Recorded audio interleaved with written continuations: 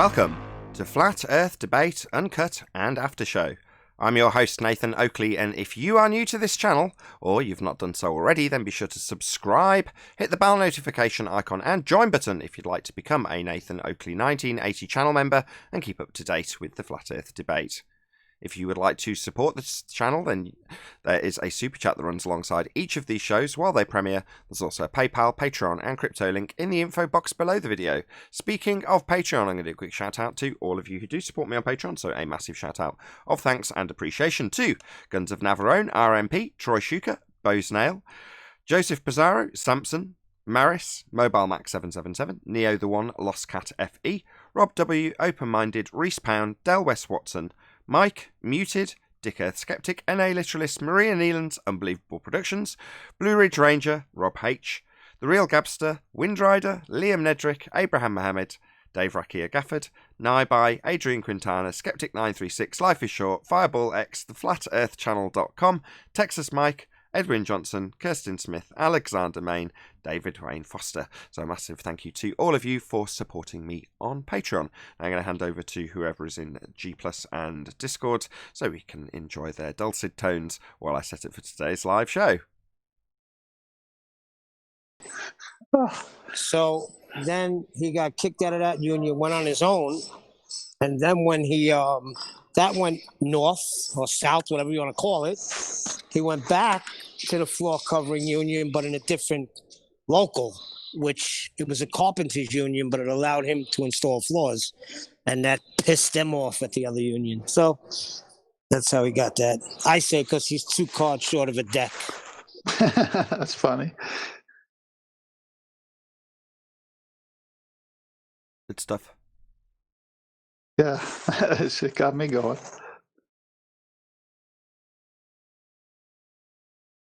Yeah, I can't wait to get that amp back.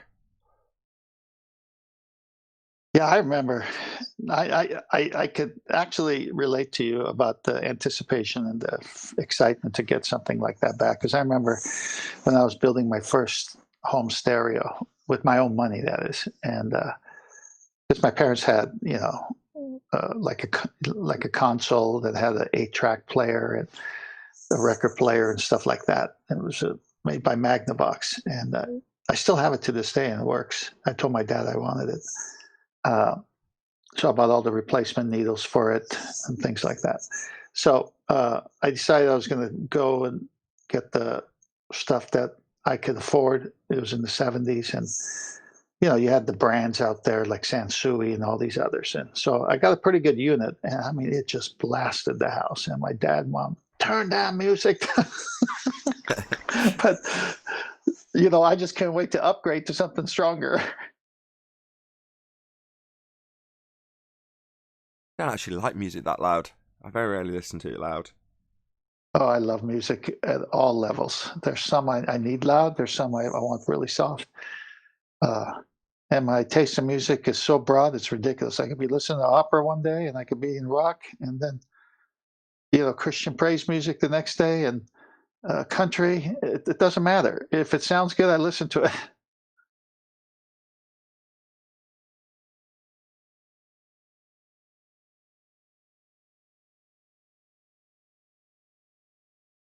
Hopefully be a bit busier today. Yeah, it's got a working Discord. Hopefully. I mean, we'd like to get some back and forth if they want to, but I think just highlighting someone's,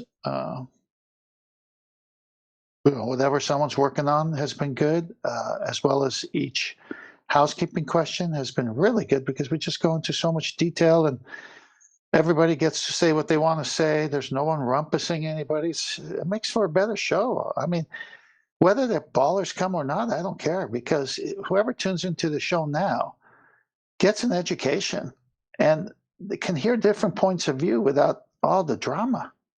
Well, I completely agree, but by the same token, I do want the ability for them to have access, should they want access. In other words, I want the the Discord server to be accessible, and for somebody, should they be so inclined, to offer their opinion.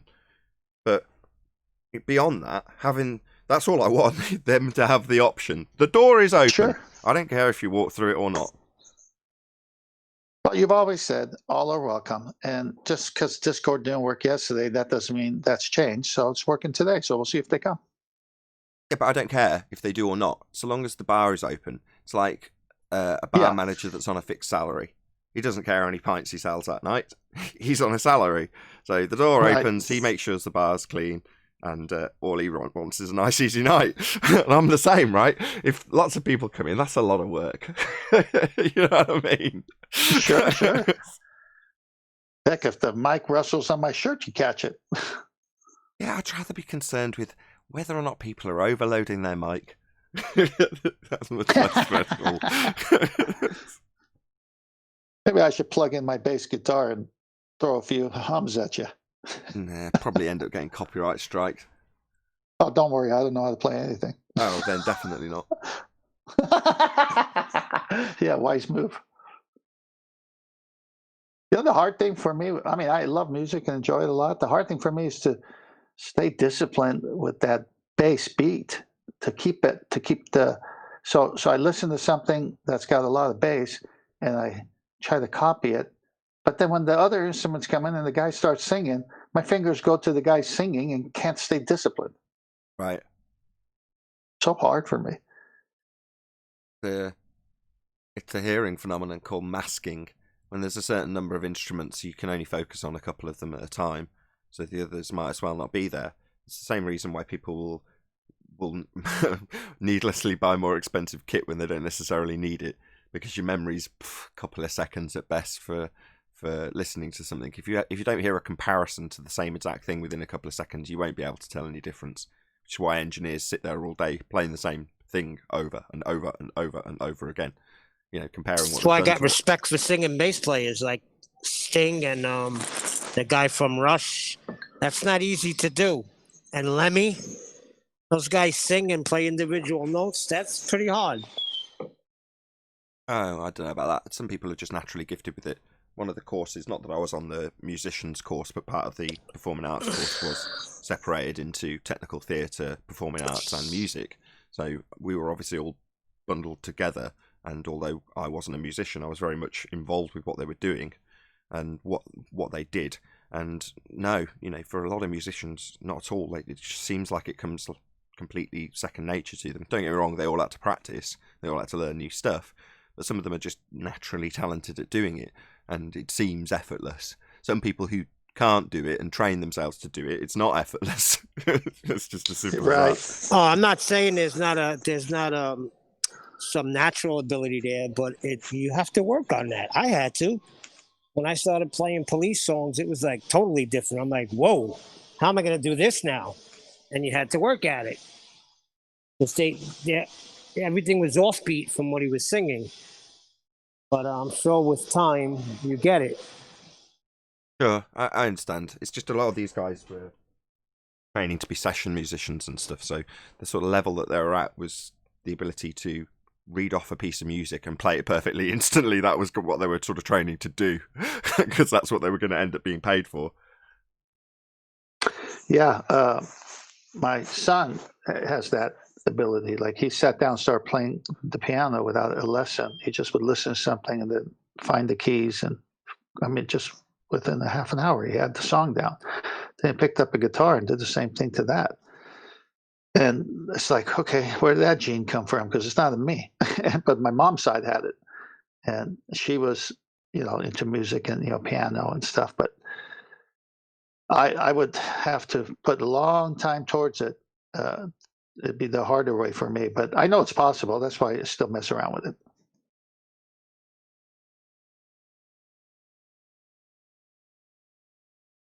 Indeed. Just training the fingers just to be on the neck of the guitar. That takes a while there just to get those fingers working.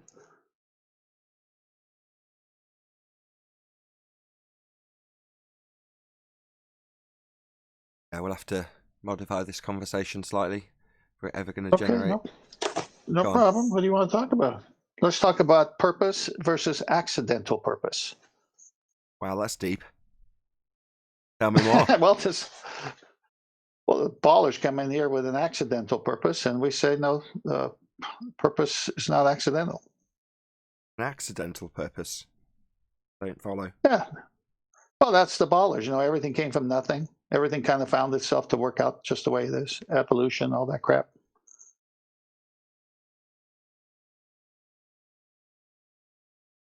Okay. Yeah, but then we see order. We don't see chaos. We don't see an ear on someone's elbow. We don't see an elbow on someone's side of their head. We see an ear there. Guess what? You hear with it. I mean, it's just like there's design to the DNA, the code of life, the whole thing.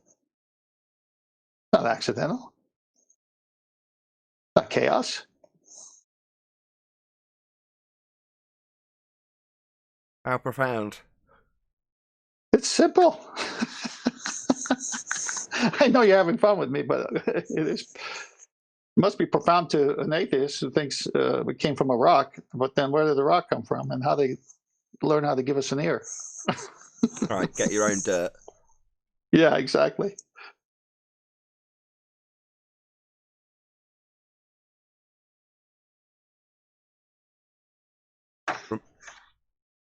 Not like I need reminding what yesterday's show is about, because it was technical issues, which although it's one of those I don't want to listen to the show back, because I dread, I'm paying only half attention to the actual show content because there's a technical issue. So those just think, I don't want to watch that back. Plus, it means it's just brings back a bad memory, so to speak, because it was a lot of work trying to figure out what the problem was for the entire live show. Well, let's see. I'm looking at my notes from yesterday. If you want, I'll give you a few things I wrote down. No, Adam came on towards the end. What's that? Adam was on towards the end, so he must have talked about something. Yeah.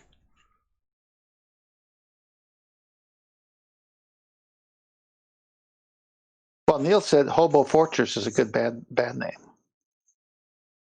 Get that from Flat Earth Asshole.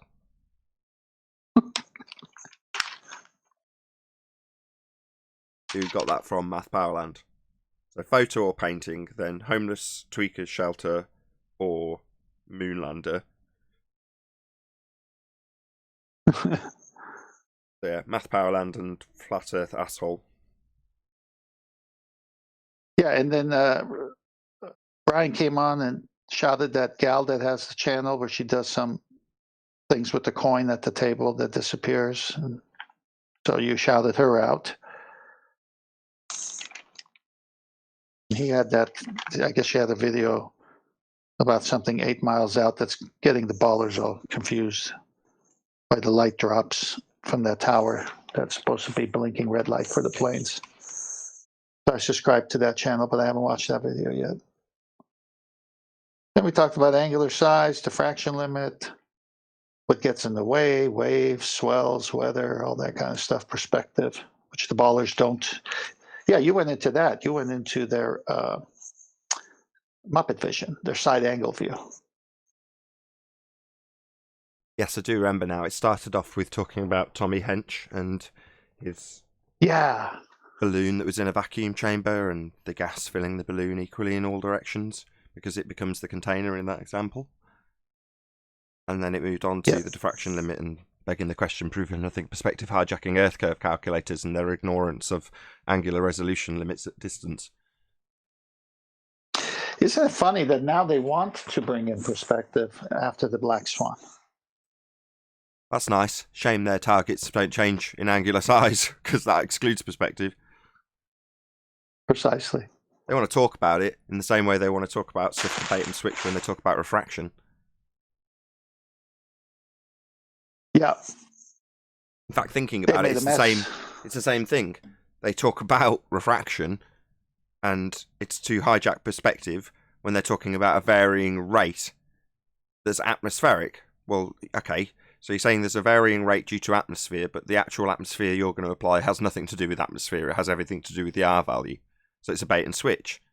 In the same way, they're attempting to bait us with, well, this is an optical phenomenon. It's like, well, that doesn't get accounted for in your maths. Your maths is geometric now, isn't it? Ha ha ha.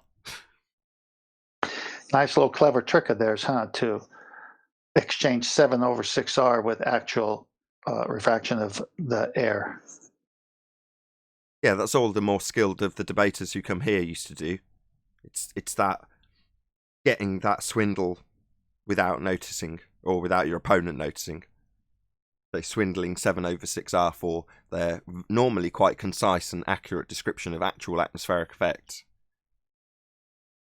I remember hearing for the first time when they did that, and it was either you or QE that said, what kind of refraction is that? So just ask that question back. And, sheepishly, I think it was Rumpus. Well, that's a standard refraction. Oh, so 7/6R? So based on the radius, not the actual weather? Yeah, but normally that's after them going into great detail about what looming is, or any atmospheric actual effect that they could demonstrate. And when demonstrated, it'll be done on a flat surface. Exactly, right. Which is the only way refraction is seen. Yeah, the point being that I don't know what's so hard to understand about that. I mean,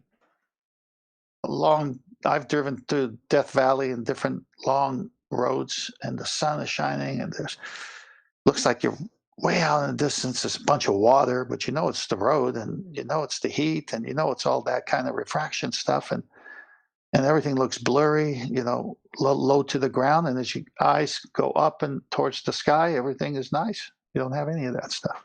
Yeah, but in the same way, replica Ferrari sounds like a Ferrari, right? It's got the word Ferrari in it. And terrestrial refraction sounds like you're talking about refraction. Well, it's not. 7/6 of the radius. It's a presupposition that light bends at the rate of the radius, given whatever circumstances they need to modify it with, they'll change the value. But as in standard form, terrestrial refraction, 7/6 of the radius, has absolutely nothing to do with anything in the atmosphere that they'll also assume when they get to that particular stage of begging the question. The spherical shaped air, atmo being air, sphere being a fundamentalist religious presupposition. Well, you said something there that's going to trigger something. So if they say light bends at the 7/6R, then how come there are days when it's more clear and better? So why is the light not bending at a consistent rate then? Well, they just change whatever. They just change the rate right up to infinite over 6R. Do they really? Yeah, they just change it to whatever suits them in the moment. And when they were at the stage that they just said, well, of course we're allowed to beg the question of a sphere that's got a radius of 3959, and then obviously we can then assume that the radii gives you this bending light at the same rate, or any derivative that I say suits. Well, okay, we've debunked the radius now. So it's not like you can start with the premise. It's not like you can beg the question and then use that begging the question fallacy to bend the light at the rate of the begging the question fallacy you're trying to prove. None of that's plausible anymore. You can't do any of that. No, but I thought they would be, or I thought I heard them say, well, that's just a little more messier day. You can't see as far, but it's still standard refraction. Well, they'd need a radius then, wouldn't they? They'd need a physical geometric sphere edge for a horizon to give him it. What's that? We need it to move it? Well, that's going to cause a problem given that you're using geometry and tangents, and you need the horizon to be physical. Shame it's not. Bye-bye globe. Yeah, that's why Black Swan is the strongest argument, because no matter where they want to start on this, you have to take them back to your making the question with a sphere, because you don't have R. Exactly. Gotta have that R value. Well, definitely. I mean, when I looked into a little bit of geometry, because it wasn't interesting to me when I was a kid, but when I looked into it and saw what a diameter was and what a radius is and a secant and all these different terms and what a point is and all this stuff when I was learning about the sextant and all that. And, well, in a circle, you're going to have a radius because it's a circle. But now these guys are saying, well, we live on that circle. We live on that circle. In fact, it's a globe. And it's got a molten iron core, and it's got all this, all that. I go, well, you're begging the question. We know circles have a radius, but you haven't proved that we live on a circle. But the Black Swan proves we don't live on a circle. Yeah, but circles, or spheres, have radii, as do circles. And if I just assert that because a circle's got a radius, we must have a radius, it sort of sidesteps the fact that I'm assuming that we're on a circle or sphere. Right. So then show us your radius. Black swan won't let him. Yeah, they haven't got physical geometric sphere edge horizon anymore. So what are they going to show you? A non-physical bent line to a non-tangent point because it ain't physical. Well, that's useful when you've got to have it be physical and derive an R value from it with a straight line to it. Bummer. Black swan. Yeah, exactly. Let me give you a layman's version. So you've been telling us for 100+ years that the bottoms of buildings and boats disappear due to Earth curvature. Then when the black swan arguments is lock solid, and we assume with the Mollis Tollens, we even allow, you're begging the question to start it, it's not there to be seen or observed whatsoever because it's not at 1.22 miles at 1 foot observer height, where the blockage of these boats and buildings must start, no further than. So it's over. Yeah, it's not a hill. There's no hill getting in the way. Well, you need there to be a physical obstruction, Earth curve, and there isn't. Bye-bye, globe. That's game over for you. You need the horizon to be physical. That's what your arguments are all based on. A physical geometric sphere edge for a horizon, formerly known as Earth curve. You know, they really hate it when you say Earth curve edge. They don't like that word edge. I don't care. Tangent point. Oh, what do you mean edge? Tangent point. Physical. Blocking stuff. Don't like that, eh? Yeah, it's an edge. It's the top bit that gets in the way. Yeah? The bit that you're measuring from, how many feet and inches are missing? Well, up into what? Well, the edge that you used to claim was physical before we debunked it. Beautiful.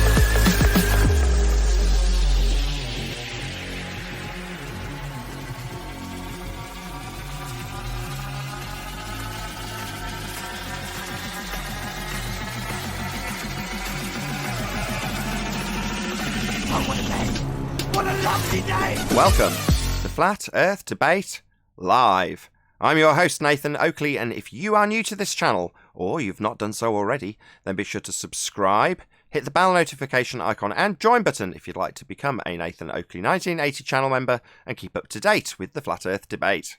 If you would like to support the channel, there is a super chat that runs alongside each of these shows while they are live. There's also a PayPal, Patreon and crypto link in the info box below the video.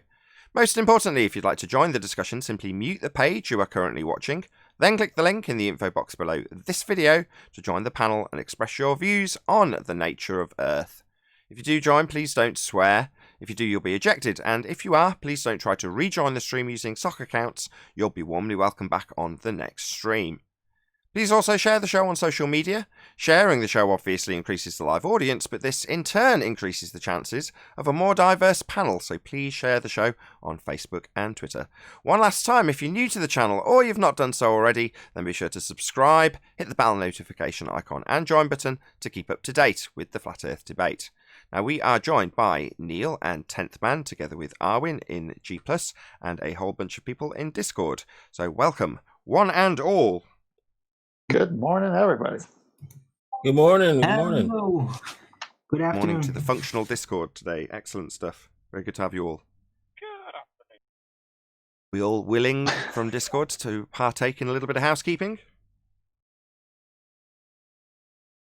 Check that in. I'm game. Osman. Yes, Nathan. Excellent. Very good to hear it. Any signs of a physical, geometric, sphere edge horizon, formerly known as Earth curvature? No evidence whatsoever. Oh, but their whole religion's based on it. They need a physical sphere edge. They used to claim that it was blocking boats and buildings at a given feet and inches or meters value. What gives, man? No sphere edge? Well, then no globe. I think they still claim it though, but when you ask them or point it out, they say they never claimed it.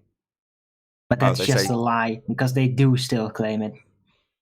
It's required. It's part of their model. if you're going to reify a model into existence that has geometry at its base, then you need a geometric physical sphere edge to be Earth curvature. The horizon must be physical for you to assert it's blocking stuff at a given feet and inches value. What's that? I can just hear Tim in the distance. Nobody claims the horizon is Earth curve. Yeah, bye-bye, globe. It's game over. The horizon's not Earth curve. Should we all go home? I'm already at home, by the way. You mean they can't discard with a major part of their model? No, they just have to live with forever horrible cognitive dissonance while they tell you that there's a sphere edge getting in the way of this here boat. No one says we can see geometry. This building's blocked by 3 feet. Nobody claims the horizon is Earth curve. They have to go through those sorts of motions, which must be very distressing for them. As a flat earther, it matters not to me. But why are they even arguing then? If they can't show it, then it's not what they say it is. Yeah, it's game over. The globe is indeed dead. We don't have a physical geometric sphere edge for a horizon. Moving on. Any evidence of the distance to the sun? Come on, Discord. It's over there. No, it's not. Just clouds. Anyone in Discord? What is the sun? What it is? Perfect reply. I have no idea. I'm really sorry. The visual side effect. Of what? We don't know. How do you know it's a side It has effect to of it be then? of something because there's energy involved and it has to come from somewhere. You're very quiet, Arwin. Are you quite some distance from your mic or something? Yeah. No worries, as long as you're aware. This better? Yeah, miles better. Any evidence of axial rotation of the Earth-based variety specifically? 15-degree movement of the Earth? No. But of the luminaries, the sun? Yes. Yeah, that's claimed to be a direct consequence of their assertion that Earth is turning underneath, right? Yeah, they flip it around. Well, that's Coriolis deviation that's being described there, though. 15 degrees an hour deviation as the Earth turns underneath these lights in the sky. Yeah, but they have a big problem. If the Earth is turning underneath these big lights in the sky, that means anything unattached to Earth would also give us that same Coriolis effect. You mean to say that if Earth was turning underneath to give us a Coriolis effect, I'd launch a drone on the equator and it would fly away from me at 1,000 miles an hour as I turned underneath it? Wow, that never happens, does it? Nope. Another failed argument. I had a question. Isn't the spin debunked when R gets debunked? Aren't they related? Isn't R? I mean, R's bases everything. They base everything on R, but it's spinning around in R. So you take away the R. Yeah, when I specifically say an axis, it's the axis of their sphere that they say is turning. But no, you don't necessarily debunk axial rotation because you could have it as a roundabout. But the assertion is we're moving. The ground beneath your feet, with you attached to it, is supposed to be moving. And things not attached to it would exhibit a deviation. But it doesn't necessarily get debunked if you debunk R, no. Gotcha. It's in the top 3 for a reason. So Coriolis effect is number 3 on the top 3 globe destroyers.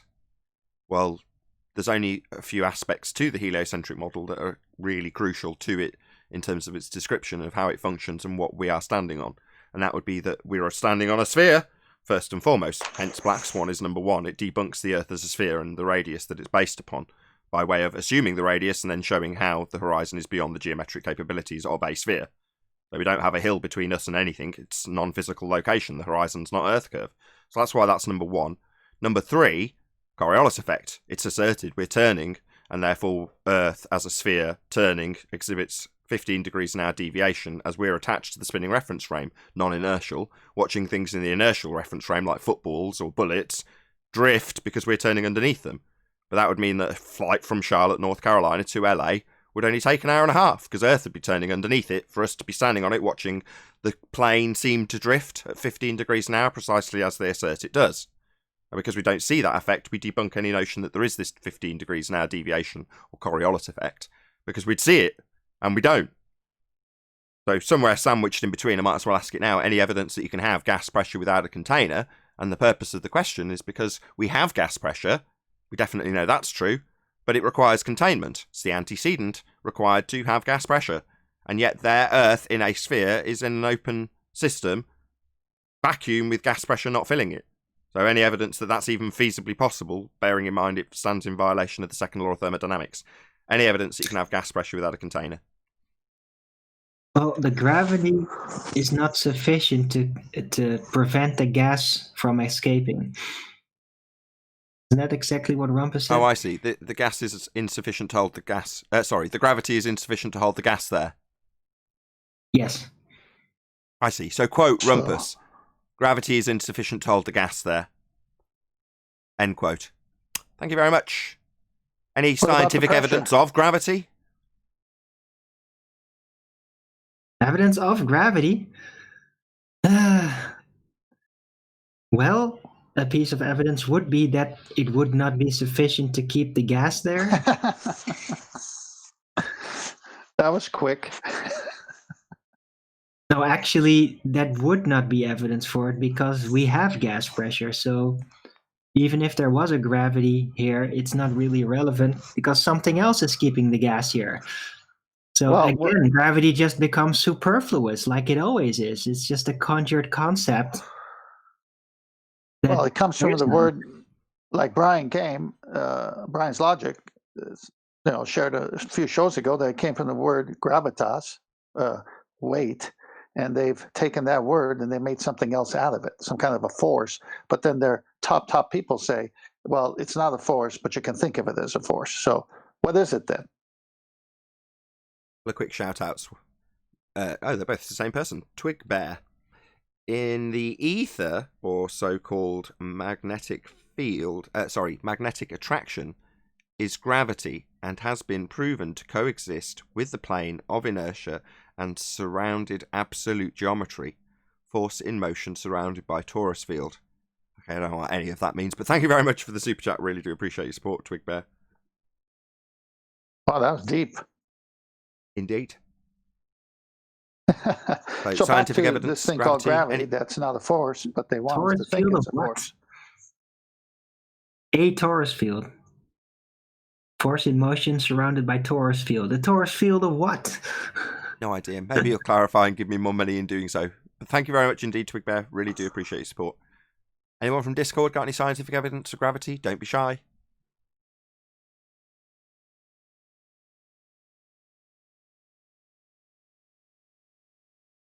I'm still waiting for any baller to reply to my question of that was the title of my show a few days ago. How does the bending of how does space-time actually manifest a force? And not like a metaphorical description of the process of what it's supposed to look like, but how does it actually do that? There have been people attempting to answer that even afterward in a comment section, but they all just end up describing it again. The right, Arwen. No, you're right. That's a good question because the only way they're going to answer you is through a mathematical equation, not actuality of what it is. Concept. Any single viable hypothesis from any of the fields of astronomy, cosmology, or astrophysics? Email. Nope. Email. That's a no, and I Dr. enjoyed. Becky. Go on, Stagoli.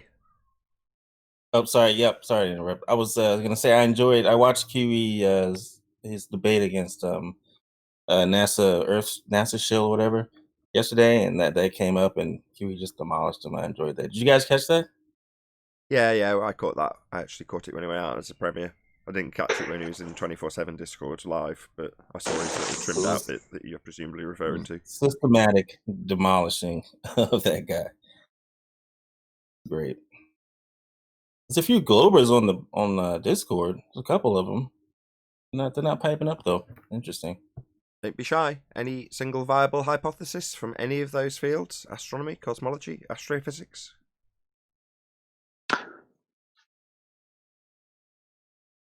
Email. Email. Dr. That's Ben gonna gets be a a reference hard almost every answer day from now. now on. It's in the junk file, Arwen. You mean in the spam folder? Yep. Somebody trying to offer an answer to that the other day suggested the Big Bang Theory. What? That's. How did they prove it scientifically? Are you telling me that something that happened according to their storytelling bazillion years ago is a phenomena we can observe and figure the cause of by way of a hypothesis? You having me on? Based on the microwave background radiation and redshift and all that crap. So you're But saying, what did they very manipulate? well, hold on. Are you saying that therefore the phenomenon would be the CMB, right?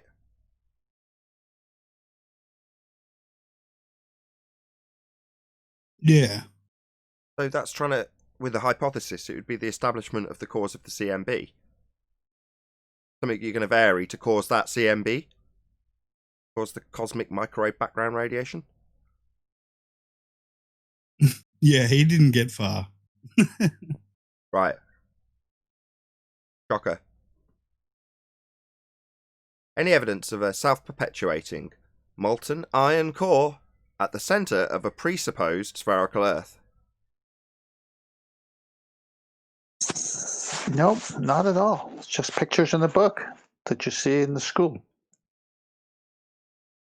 They're working on it with P waves and S waves. And Oh, how they're are very they doing reliable. that? Failures, though. Very reliable source. And-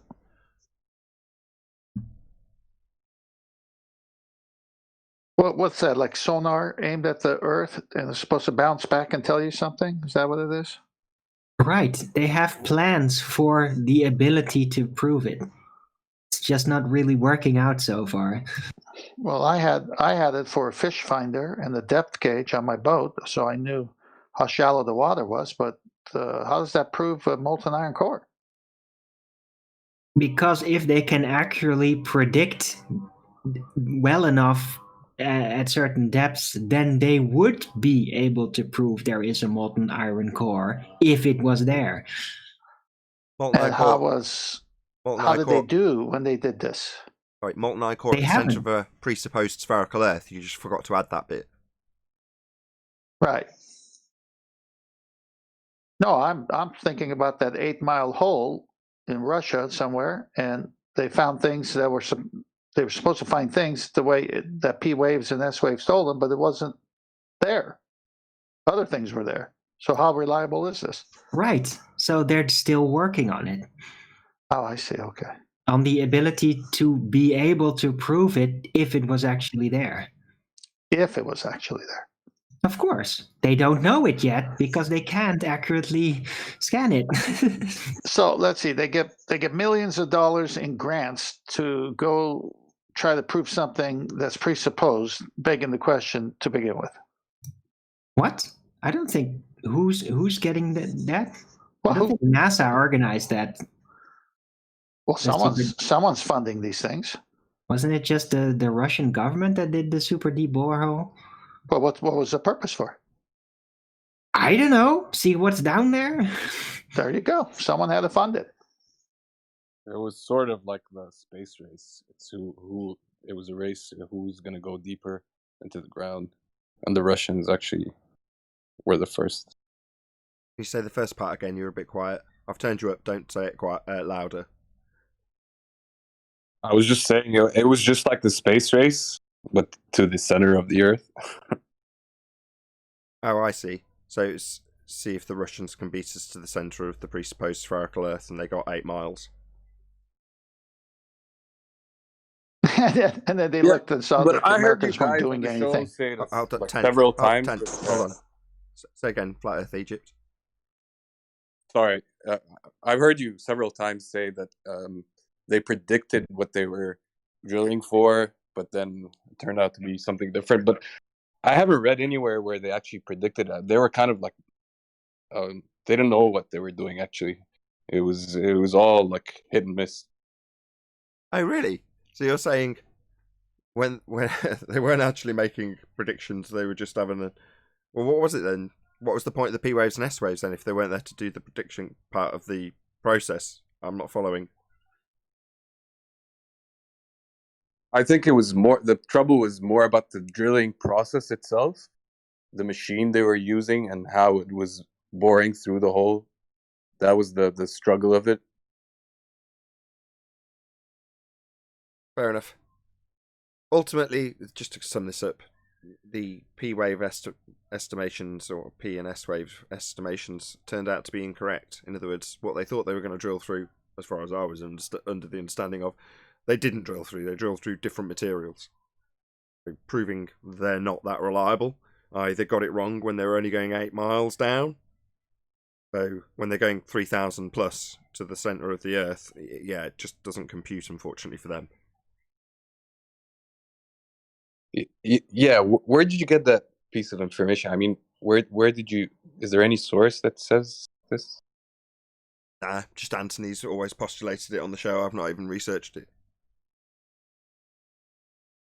I don't think the P waves and S waves were directly tied in with the process. I don't think it was even the reason why they did it. It's just that there were geologists that did predictions that probably separately did a scan or were allowed to, while the drillers were just drilling a hole as ordered. I see. So I don't think it was set up as an experiment type situation. I gotcha. So they're not scanning it to say, oh, we'll need this particular drill bit because we estimate we'll go through this material. It's more the fact that people said there are this layer, then this layer, then this layer based on our P wave and S wave measurements. Then they actually drilled it and went, no, it weren't. That's what you're saying, right? Yeah, sort of. And by the way, they're not going to change their drill bits. It's all tungsten, all of it. Sure, but just there's for my nothing example. else that can do it. Sure. But yeah, the centre of the presupposed spherical Earth bit, so whoever it was asked earlier, well, isn't the debunking of R taking care of this? Well, yeah, same applies with the molten iron core at the centre of the presupposed spherical Earth. Like when they show their diagram, they'll go, look, here's my presupposed spherical Earth and how the P waves and S waves. I've certainly seen plenty of depictorial representations of how their argument works with P waves and S waves. And yeah, they'll be begging the question when they do it. I absolutely assure you of that. They'll be needing their R value to be confirming it with the P waves and S waves, i.e. affirming the consequent. Talking of it, last but by no means least, any evidence of the R value? Earth, radius. Black swan.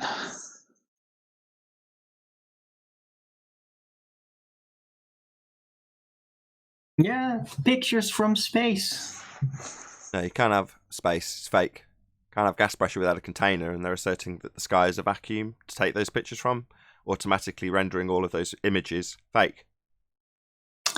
Unless they just say it's space, but it's actually not space, and they still did go all the way up there and then photograph the Earth as a globe. I see. So if I say I'm going to go and get you some magic Turkish delight from Narnia, and I just say I'm going to Narnia, and I just get shot-bought Turkish delight, and then present them to you as though they'd come from Narnia, then that's pretty much as good. Or just a complete hoax, Eden, fraud, not true, not real, come from a fake place. Right. But who knows? Maybe they did go really high up and then just... Maybe it does kind of look sort of like a ball when you go up high enough, if that's even a real possibility. Now, of course, we know that they probably didn't go actually that high up, because you can't reach that far in the low pressure air. You just can't get above there unless you have huge momentum, and that's dangerous. It deflects. They don't do that.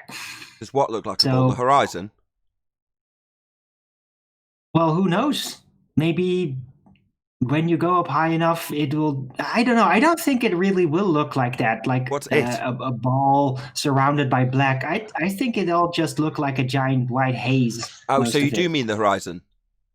So a giant ball surrounded by black, so that would be the horizon you're referring to then. Yeah, they don't have a physical geometric sphere edge horizon to assert that it's Earth curve edge anyway, Arwin. So even if it did look like a ball when referring to the Earth curve edge that's physical, bending to look like a ball, well, that's not a physical sphere edge. That's a non-actual location, an apparent location. Look it up. Look up what apparent means. appearing but not understand. actual. Well, that's not a physical sphere edge that can bend at altitude, Arwin, for them to have it look Okay, like so a ball. what if instead they just went up in that ship, then they had to contest with the low pressure, so the window they looked through just accidentally made it look like a globe because of the thickness of the glass, and it was all an accident. Yeah, So they again- mistakenly just thought the Earth looked like the globe because of that window. Again, it being the horizon, right? So through the window, it is the horizon being reified into a physical location that apparently is bending into a sphere shape according to this description. So you're saying they mistakenly identified the horizon as a physical sphere edge? Yeah, we know, but we've debunked that. They don't have a physical sphere edge. So regardless of what it might look like when they're up in the sky, it doesn't turn it into a physical bending edge of an Earth curve. Right. How come- But it how might come- be very difficult to not reify it if it looks so much like a globe. Yeah, much better to get I flat would- earthers to argue all day long about whether or not that non-physical location's bending, because it's much more useful to have the flat earthers reify it into a flat physical line than a bent physical line Earth curve edge to block boats and buildings. So much better for us to say, look how flat the horizon is, ultimately playing into their argument that it's a physical edge. It just happens to be bent when we example it as flat earthers, not me personally, you understand. Well, maybe it's just because of reversed terrestrial refraction that when you go up high enough, the flat plane actually will look like a globe. It would be kind of ironic since the opposite's supposed to be happening here on Earth. Well, no, terrestrial refraction requires an R value to bend the light at the rate of the presupposed spherical Earth derived from a physical horizon that is being moved with reverse terrestrial refraction. That needs R. And you need a physical horizon to get R, and they haven't got that anymore. Hey, Now you're Arwin, making things unnecessarily complicated, Nathan. Arwin, let me my ask bad. you a question. How high do you have to be before Earth curve could be seen based on their presupposition? Well, I think you'd need at least 2 joints for that. No, what you're asking is how high do I have to go for the horizon to become a physical geometric sphere edge, formerly known as Earth curve? Well, no, the altitude doesn't change its physicality, 10th man. The not actual location. Yeah, I know, but he had Arvin was clever in saying it's the reverse of what they're doing here. So we're here on the surface of what they say is a sphere, and they're saying it's curved, but to us it's flat. And what they say when they go up, it should be more curved, but when high altitude balloons go up, it looks like a plane. So it's like flat. What's this it's word? What's it's? The horizon again? Yeah. The horizon's not a physical location. It's not a physical sphere edge. It can't block things with its physicality. It's not physical. So, yeah, But the if altitude the Earth makes were no a globe, difference. then it would. Correct. No, it Right. doesn't suddenly become physical when you go up high. The horizon is not Well, you would s- physical. No, you missed if the Earth is a globe. Then horizon would be. No, because if the Earth was a globe, then you'd have this geometric limitation based on the hill they claim gets in the way. Regardless of altitude, it'd have geometric limitations. And we've debunked those geometric limitations. So no, not if the Earth was a sphere, because if the Earth was a sphere, then we'd have a geometric limitation to it, which has been reached and breached, demonstrated by the black swan. So no begging the question, Arwin. No. My point. That was my point. That's if the Earth is a sphere, then it would be there. I'm not saying it is. I'm just saying if it is, and then going with that. All right. If the Earth was a sphere, Yeah. then we must have a physical geometric sphere edge for a horizon, and we don't. Yeah, I was tracking with Arwin. Right, but still, the high altitude footage through that special window, it did kind of look What's it? like it was. The horizon? It? Yes. Why'd you keep saying it? So maybe it's geometric after all. It's just that we No. can't see it because we're too small on Earth. No, it has geometric limitations based on its physicality if it's a sphere. They've been reached and breached by the black swan. God, it is just like talking to fundies sometimes on this show, even without any here. I do my best. What, to repeat yourself 5 times? That aspect of the fundy zealotry I don't need. Oh, well, I'm giving it you anyway. Yeah, well, we're all well trained in it, clearly. Obviously a human nature Well, at thing least rather than a Arwin's fundy nice globe about thing. it. Go on, 10th. I said at least Arwin's nice about it. I'm trying not to rumpus. Oh, you're a good rumpusser. That was fun. All right. So there's no possibility that on this Earth, the horizon might be geometric after all? No, it would have geometric limitations. This is the fifth time. You're just going to do this all day, aren't you? But what if the Earth was just a lot bigger? No, Arwin. All of their maths is based on their physical parameters that they give us for their sphere. That's not going to change. The rock doesn't suddenly get bigger another day. And what have we got? What if Why they have we were got? just wrong and just unwilling to concede to their error? No, Arwin, just no. Okay, I'll stop now. I don't mind. It's amusing, to say the least. You can tell we've spent too long around fundies, right? Yep. Oh, they'd be chanting, "You're muting me, you're muting me, scaredy cat," at this point. Well, what is their rebuttal? Because What's they the think argument it's we're so having? serious. What would be getting chanted? And it would You're be muting me or scaredy cat.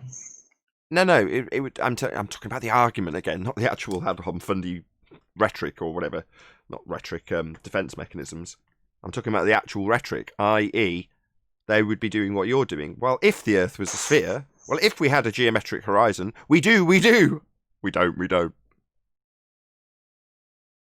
Right. Well, Isn't it- they would say Mason- you just don't understand after that point. I'm not going there. Well, we Objection. can't understand because they argue both sides of the argument and they're confusing themselves. So how do they expect us to understand anything? Well, don't you understand that we do have a geometric horizon, and we don't have a geometric horizon? It only exists in the maths. What's not to understand? Yeah, that's nonsense. I mean, violation of the law of non-contradiction right there. But they seem to think it's perfectly all right to talk that way. They don't have a choice. You've got to talk that way. If you've imposed your fundamentalist religious zealot worldview onto the actual world, well, your worldview isn't the world. And therefore you've got to double speak and contradict yourself when you're describing something that isn't the world as the world. That would be a sphere world. Right, but then as smart as some of these guys say they are, then that only means there's only one other thing happening. They have a bias, an ideology, and they're not willing to give it up for the sheer facts that what they're saying can't support it. Yeah, that's zealotry.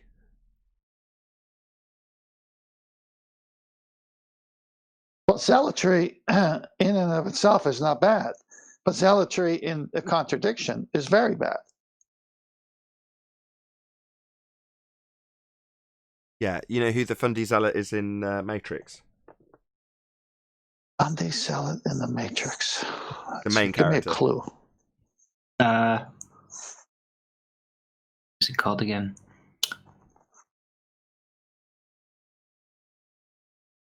Trinity? Morpheus. Morpheus is the fundamentalist religious zealot.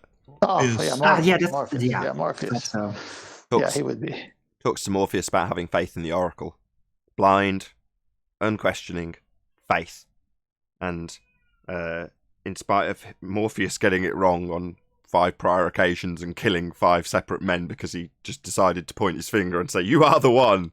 I am like a priest or someone ordaining somebody with the ability.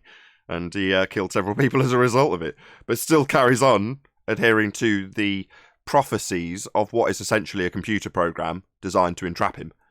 But because he's got such blind zealotry towards that cause, that would be the cause of the one freeing the people in Zion according to a Matrix program that's telling him so.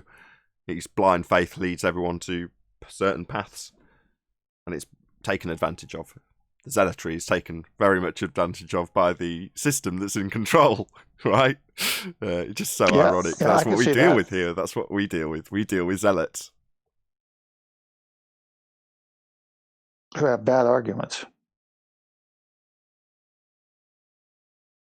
They just don't understand.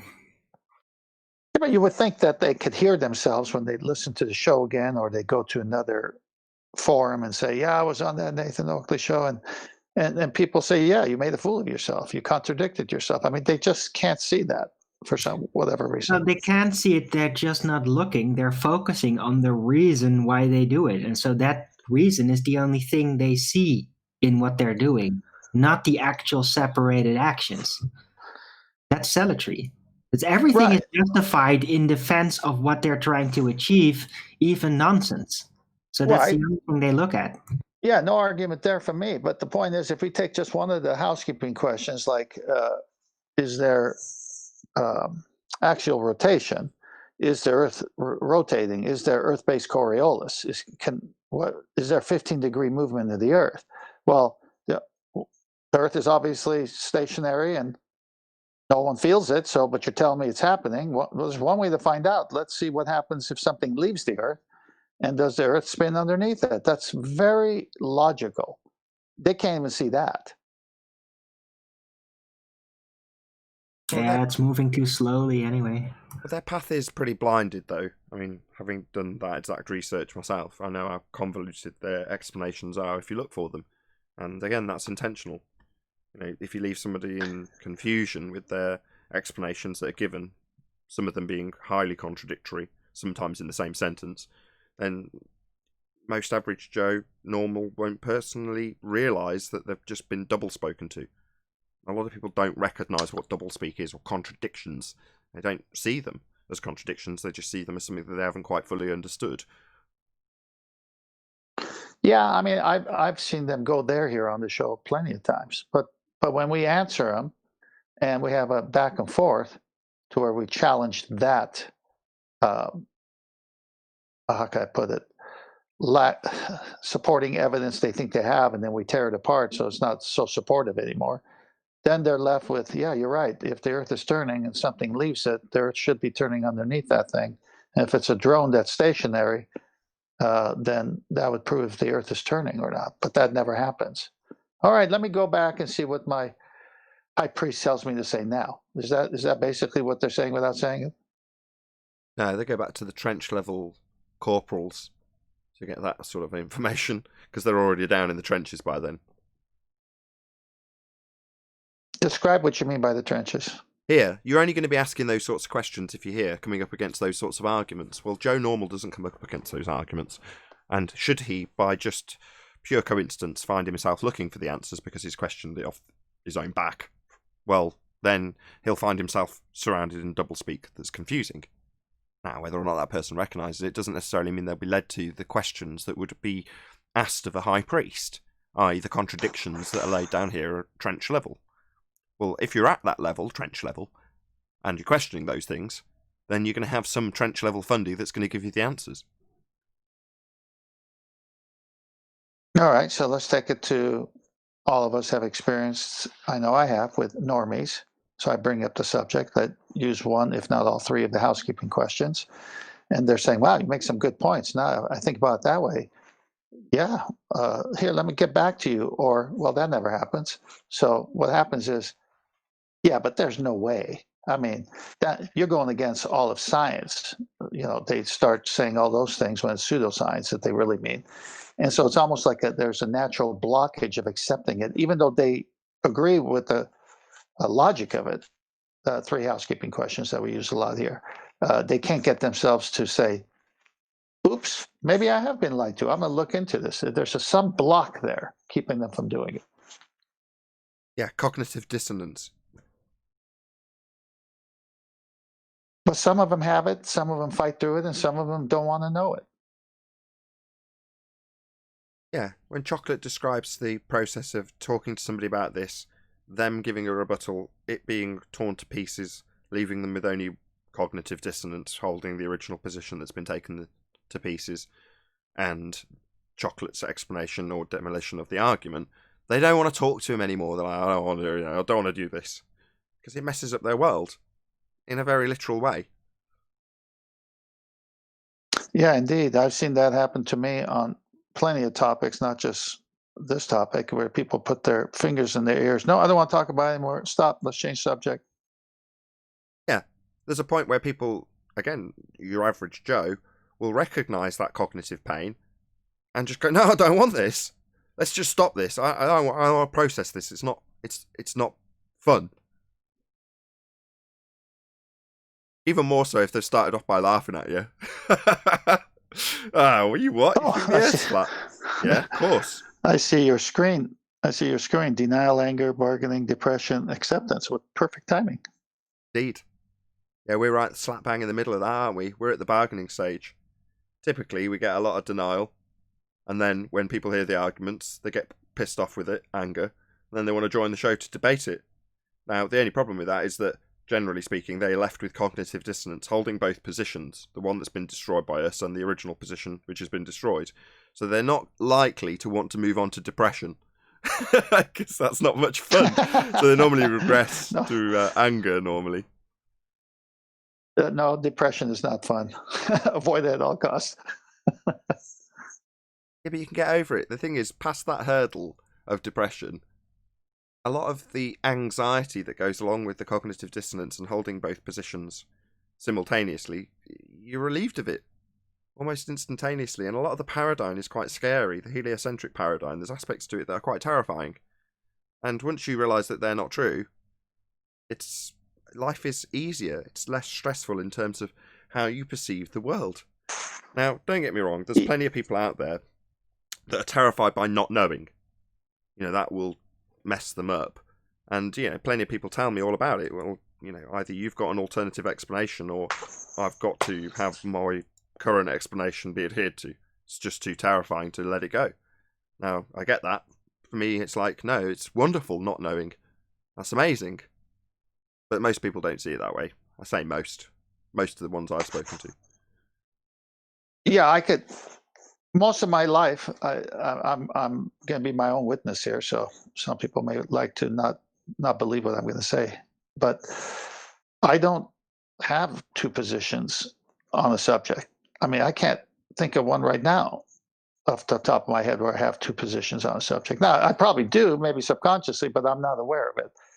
But I go through life, like you said, without much cognitive pain, because it's like, that's that, and this is this, and that's it. It's like nothing about it is so scary.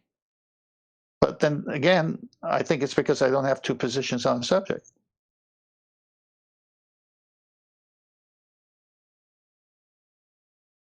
Indeed. And not knowing is okay.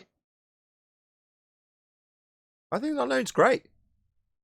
Problem is that there's our a lot of opponents will things I don't demand know. that we know an answer to something that they say they've got figured out, and we can show that they haven't.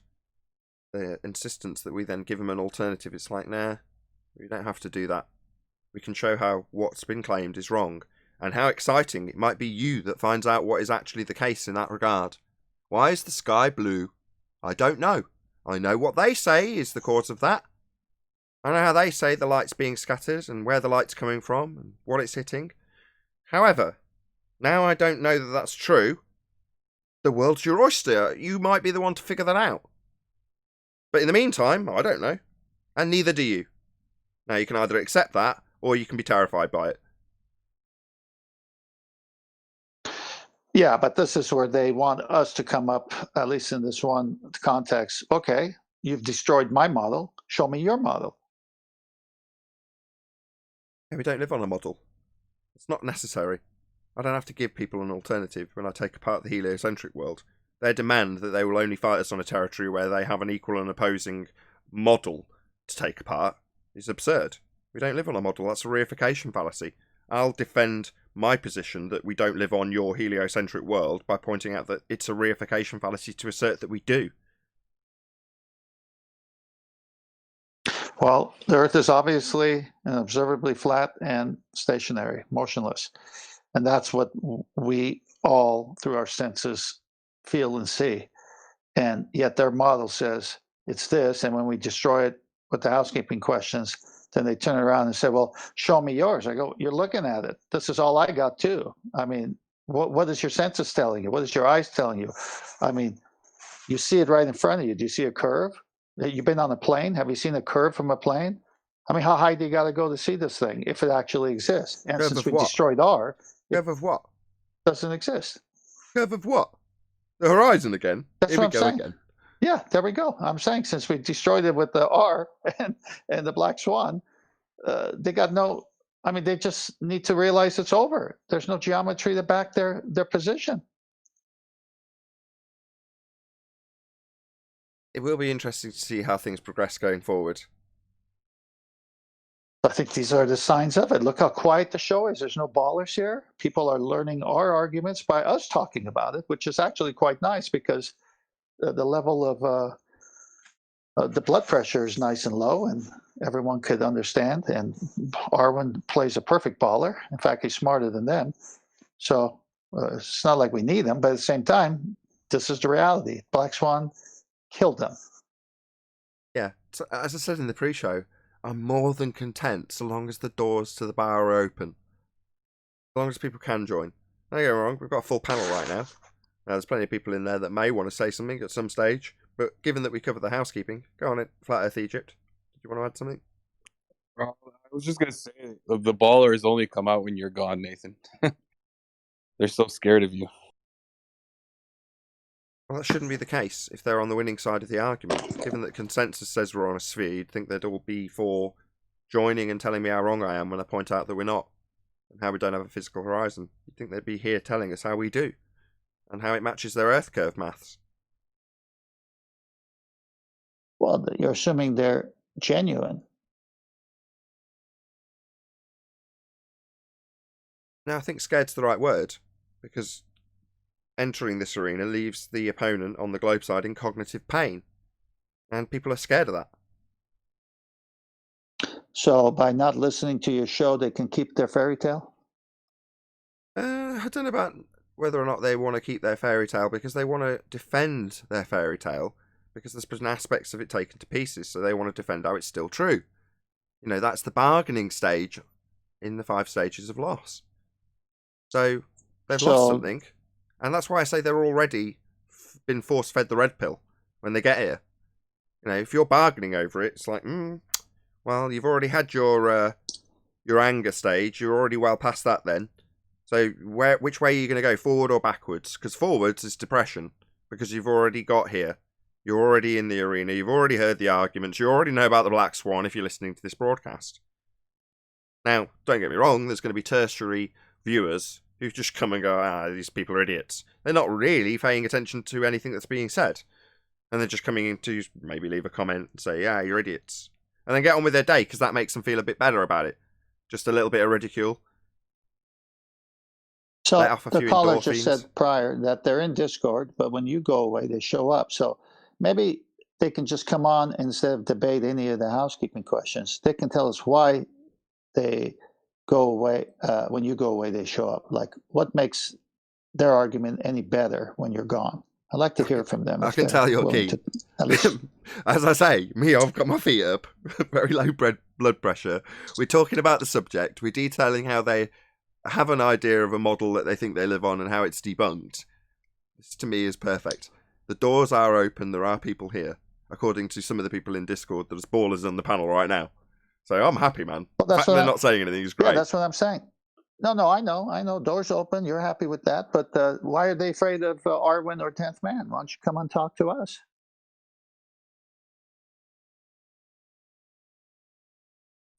I'm inviting you. Go on, Flat Earth Egypt.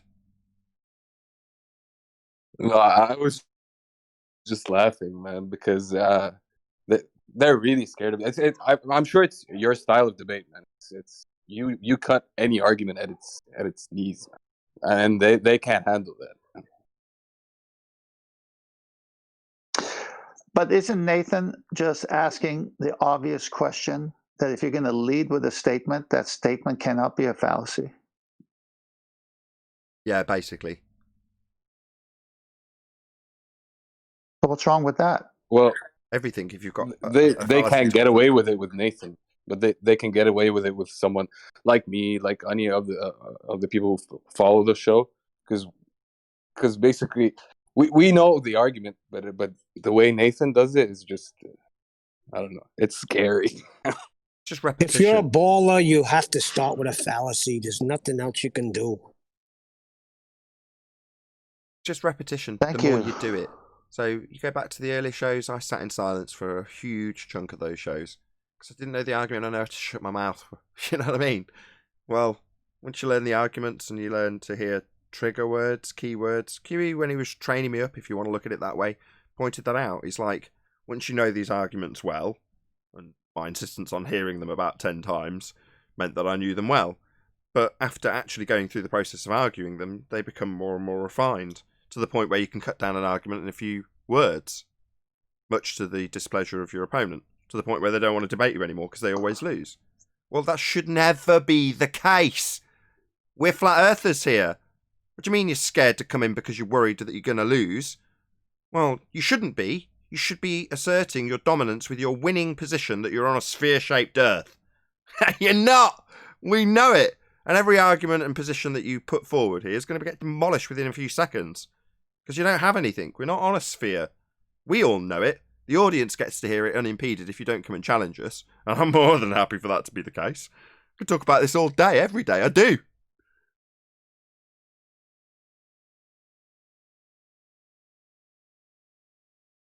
So I guess no one's taking up my offer.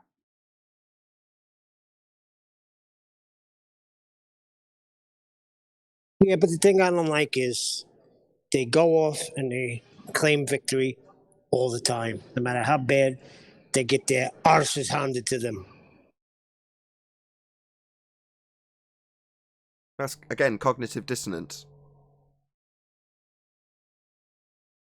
You can leave a debate where you've told your opponent, we do see a geometric horizon. The geometric horizon only exists in the maths, you can't see it. But we do, we see it. If you can leave that argument and then tell anybody, well, I won. Why? Well, because I managed to get my doublespeak out of my mouth and it was heard on the airwaves. Therefore, I won. Right, yeah, but you contradicted yourself. No, I didn't. that's that type of person. Delusional.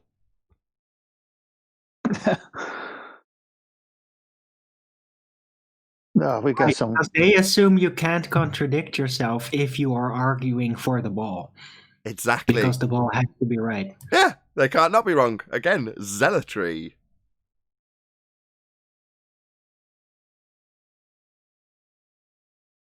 Nobody wants their fundy viewpoint taken to pieces by a flat earther. Clearly. Why would you?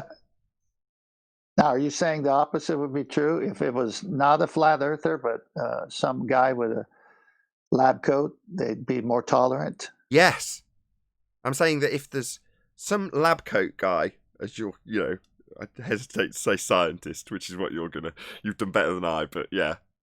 If that particular individual, who's all accredited, takes your argument to pieces, there's no shame, right? Well, he's obviously far better versed in this subject than I. Well, yeah, that same principle applies when you come up against a flat earther and they win. That flat earther's far more well versed in the world we live in than you are. But yet, there's respect for the guy that's got a little name tag and a white coat, whereas we get the ridicule. So which is more embarrassing?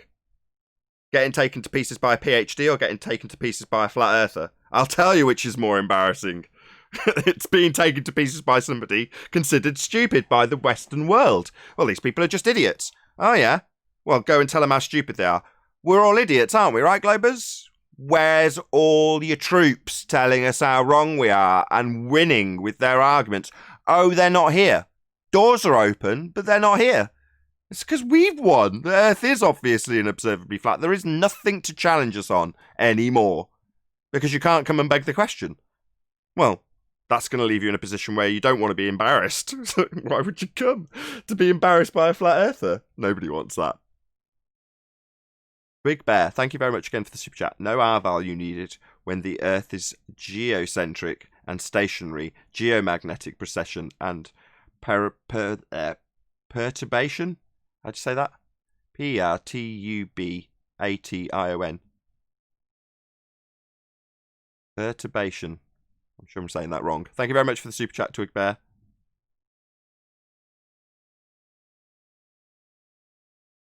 Anyone pronounce that word last word in the super chat? Nobody's even attempting it.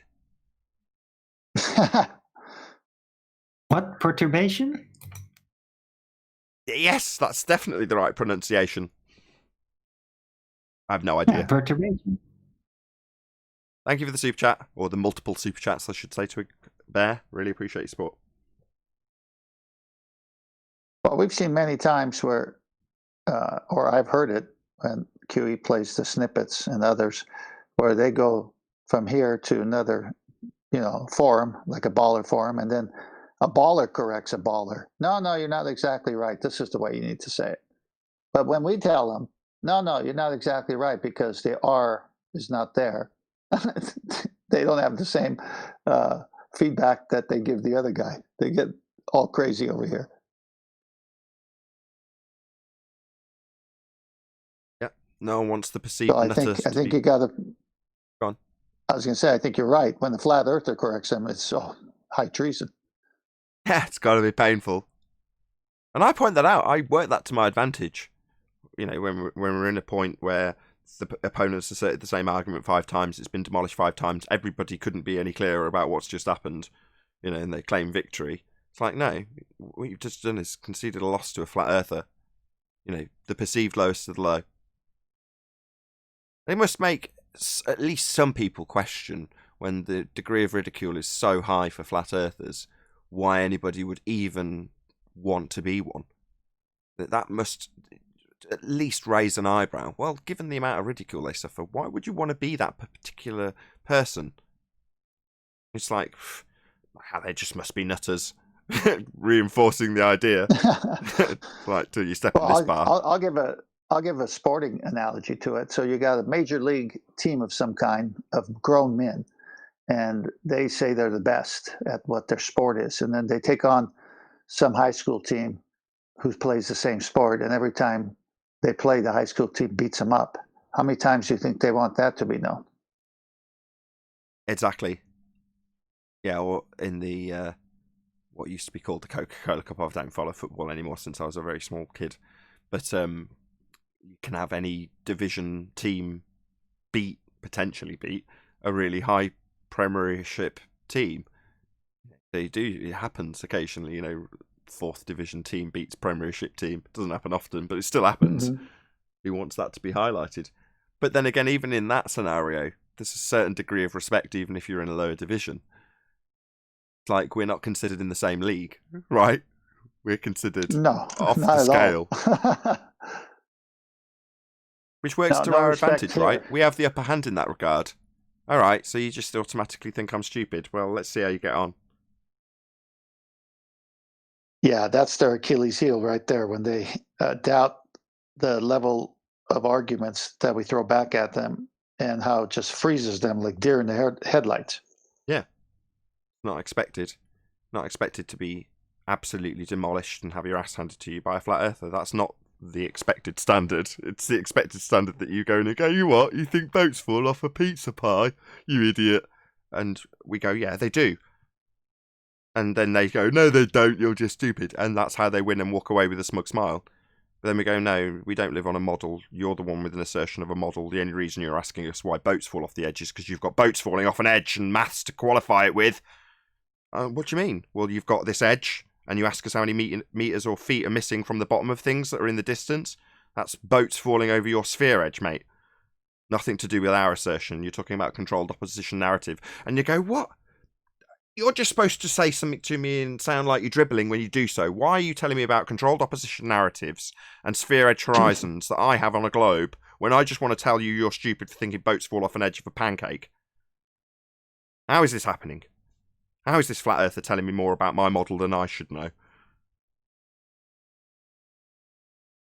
Indeed, that's happened to me so many times where they're so ready to knock me out, and within 5 minutes, they don't want to talk about it. They're so quiet all of a sudden. Yeah, Well, that's my favorite, when Nathan says, sit down and let a flat earther educate you. Yeah, that's exactly what I mean, playing it to my advantage. It's like, no, I'll humiliate you. Why not? You want to sit and ridicule us, that's the standard position, but yet when the tables are turned, yeah, I'm going to reply with the most scorn possible to the people who've come in with the automatic assumption that they're dealing with thickos and that they're automatically right. So no, you're going to sit there and you're going to listen to just how wrong you are based on what you've told me. Why not? Really rub it in. You remember that time I was at the restaurant and the guy who was highly educated, who had retired, him and I got in a conversation. I was talking to him about things that I learned on your channel and from all the input from QE and others. And So I'm, feeling confident I could talk about these subject matters, and I start talking to him, and he's eating a pizza, and I'm sharing a beer with him, having a good old time. He says, "Man, where'd you get your education? This has been a really good talk." I mean, I go, "Well, I just went to high school." And he says, "No, you got to have had an education, because no one talks the way you talk without one." He says, "Look, my brother's a dentist, my sister's this, they all going, they got their masters, they don't even talk like you." I go, I wanted to, but it wasn't the proper. I was going to say, "Oh, you're probably referencing the Flat Earth channel that I frequent every day." Pick. I'm just going to read out one comment from Bible Literalists. So big shout out to, no, there's a super chat, so I'll read that out first. When you guys debate Bill, Shy, and Neil made it. I don't understand that, but thank you very much indeed for the super chat, Twig Bear. I'm just going to read out Paula's comment. You can lead a normie to truth, but you can't make them think. Very well put, Paula. I wholeheartedly agree. With that, if you are watching this on either Nathan Oakley 1980 or Nathan Oakley premiering streams, then stay tuned, as there will be an after show to follow. Unfortunately, if you are watching this live, this is where we bid you farewell. A huge, massive, enormous thank you to both Discord and Google for making today's live show possible. Once again, stay tuned if you're watching on either premiering stream. I've been Nathan Oakley, and I'll see you all in the next video.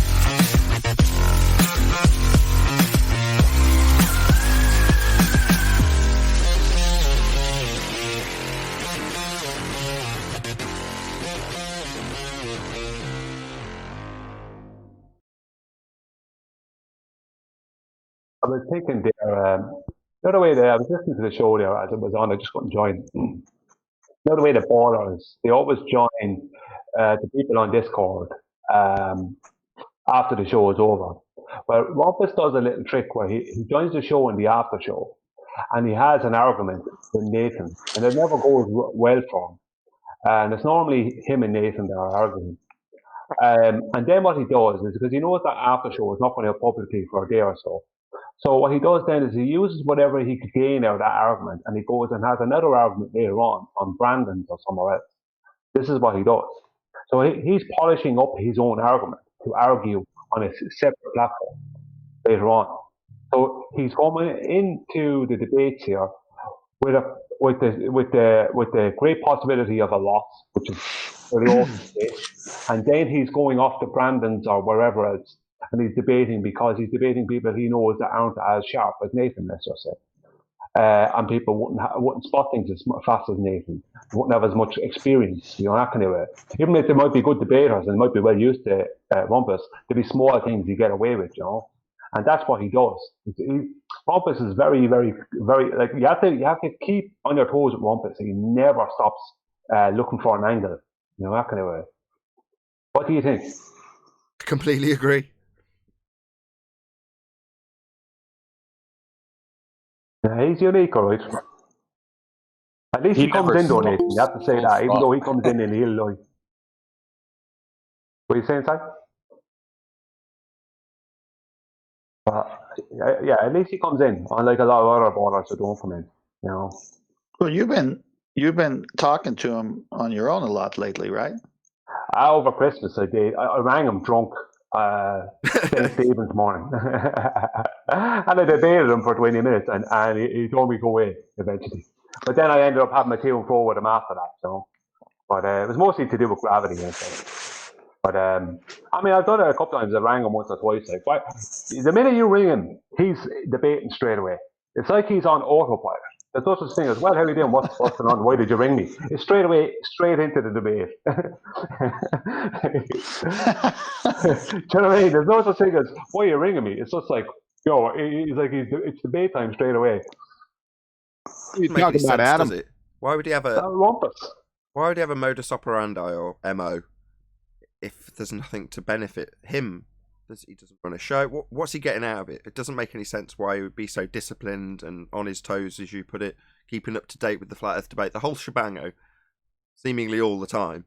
I don't want you to divine his motives. I'm just saying it's interesting, right? What could possibly motivate somebody? I am asking. I'm not rhetorical. Rumpus? It was just rhetorical, Arwin. Sorry? Yes, I am asking what motivates him, but it's rhetorical. Well, I think that first and foremost, he really loves the globe and he loves doing the technicals surrounding it.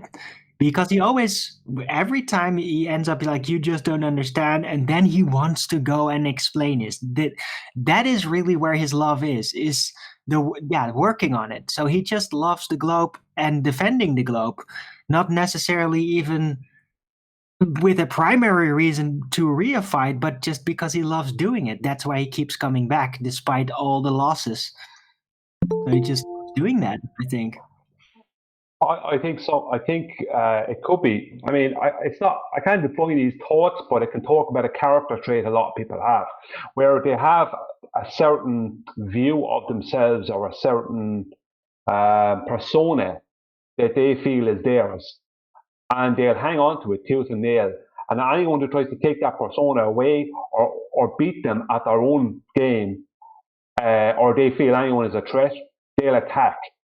You know, I dealt with that in my own life, where my number one enemy, I didn't realize for a long time, was even my enemy, because it turns out that I was a massive threat to the person without me realizing. And the reason I was such a threat to the person was because I was a threat to the very thing that person felt was their persona. So it could be simple as that, that it's just down to a defending of a persona. Maybe. What, are we diagnosing ballers? I said it was rhetorical. Trying to stay in character, basically, is what Ryan's saying. To keep the character going. And probably Rumpus loves his character. Because it works, yes. We know he's an idiot. We know he's delusional and scaredy cat, right? But to a lot of other people that are ball believers, he can write down that fictional story really, really eloquently, and he gets respect for that. Eloquent?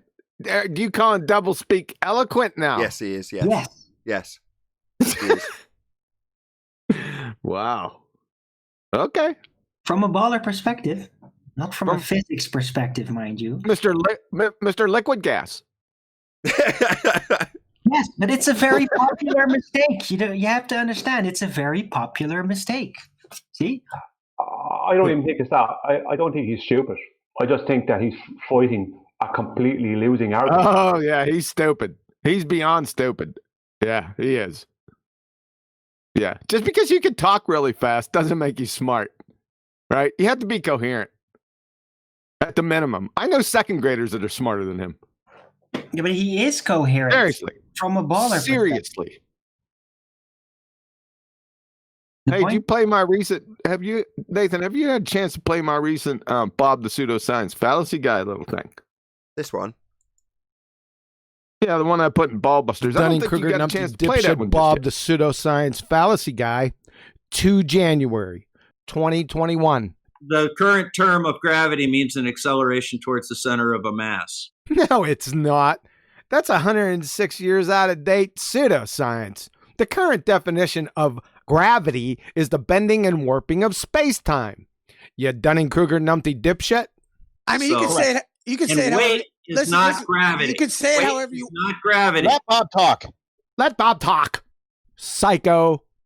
However, we agree. Let Bob talk. I mean, what could go wrong?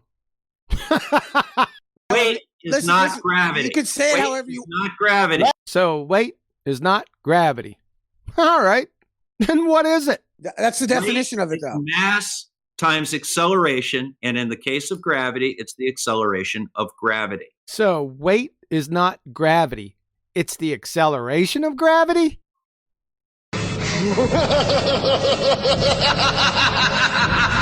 You dumbass cracker. Very good. What is it with this 106-year out-of-date crap that they keep parroting? I don't know. I know what it is. It was the last straw that they still had left tying gravity into physical reality. That's what it was. So they can never let it go because now it was taken away with Einstein and they never got anything back. No, because they know bending of space-time, bending and warping, does shit is stupid. They're trying to push a new hotness now. They're grasping for straws, see? They're trying to push a new hotness away from Einstein and a little bit away from Newton. It's called MOND. Capital M as in Mike, O as in Oscar, N as in November, D as in Delta. MOND. What? Mond what? What does that mean? What does that mean? Yeah. Look it up. I've been running into it recently. God. Did it just relabel it? The search for gravities. Let me find out this. I'm sorry, I wasn't Yeah. prepared for it. Just, Well, hang on. While you're looking for that, since it's the last straw, does that mean they're bailing? Yeah, they're grasping for straws. It's the last straw, you know? Gravity didn't get that. style was the last physical tie-in of gravity into physical reality, and then it was taken away from them. And so now they're just grasping at straws. That's what he said. You mean they're bailing? Bailing. Bailing. Straws. I think Oh, I found I it. didn't see Hold them. on. Is this it? Says it's 2-litre engine, 16 valve. Oh, it's Mondeo. Sorry. No, it's modified dynamics, right? Hold on. Modified dynamics, right? Yes. Okay. I'll have a read. Modified Newtonian dynamics. Does it It's influence alternate. gas this It's time? because of dark matter. Yeah, because they got their fingers up their butts with dark matter, so they have to conjure more stuff. Oh my God! But dark matter was only there for gravity in the first place. But there's another problem. Incest breeding now. There's another problem. In the old, what they termed as Newtonian gravity, Cavendish era gravity, gravity was mass weight was mass times acceleration, right? And most of the time, it's these days just termed as gravitational acceleration. Sometimes they add in the mass. But with Einstein's theory of general relativity, mass is causing the mass that's curving space-time is causing the effect of gravity. So mass is causing gravity and weight, which is two completely different stories. Yeah, I quite like this sentence. Open brackets. So it's galactic dynamics, open brackets, analogous to and extending Kepler's laws, close brackets, such as asymptomatic flatness of rotation curves. What?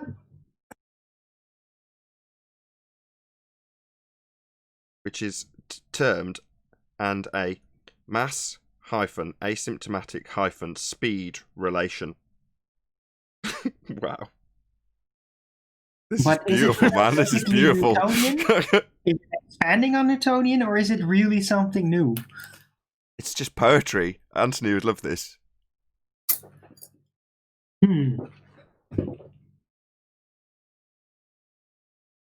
But is it building on the original misassumption of Newtonian gravity, or isn't it?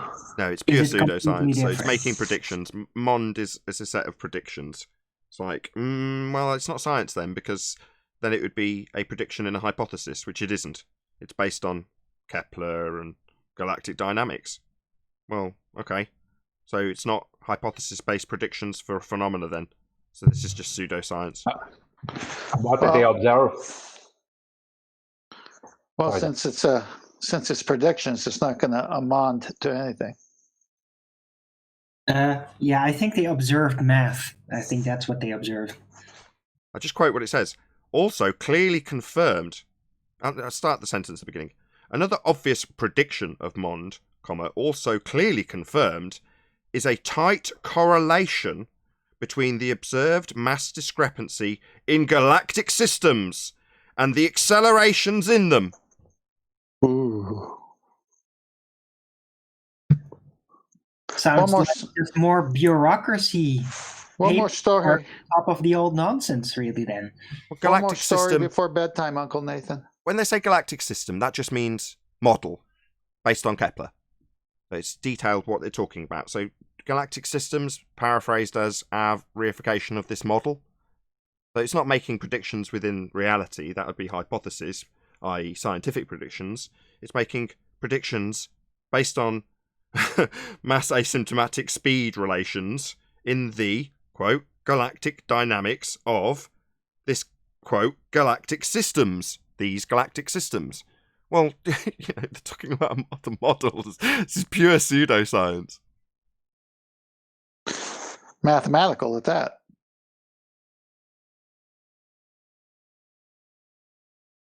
Yeah.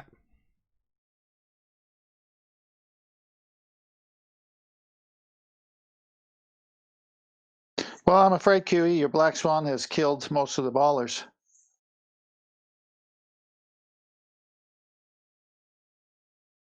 Sorry, I'm in a deep discussion about when's breakfast.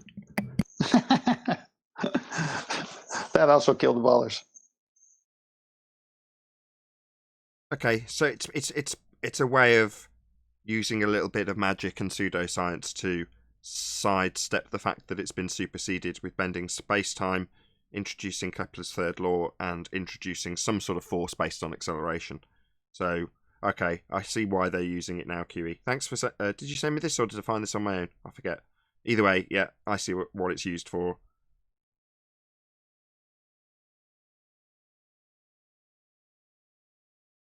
So they're doubling down on the non-hypothesis gravity of Newton again. That's not Newton. Well, they call it Newton. Yeah, it's not Newton.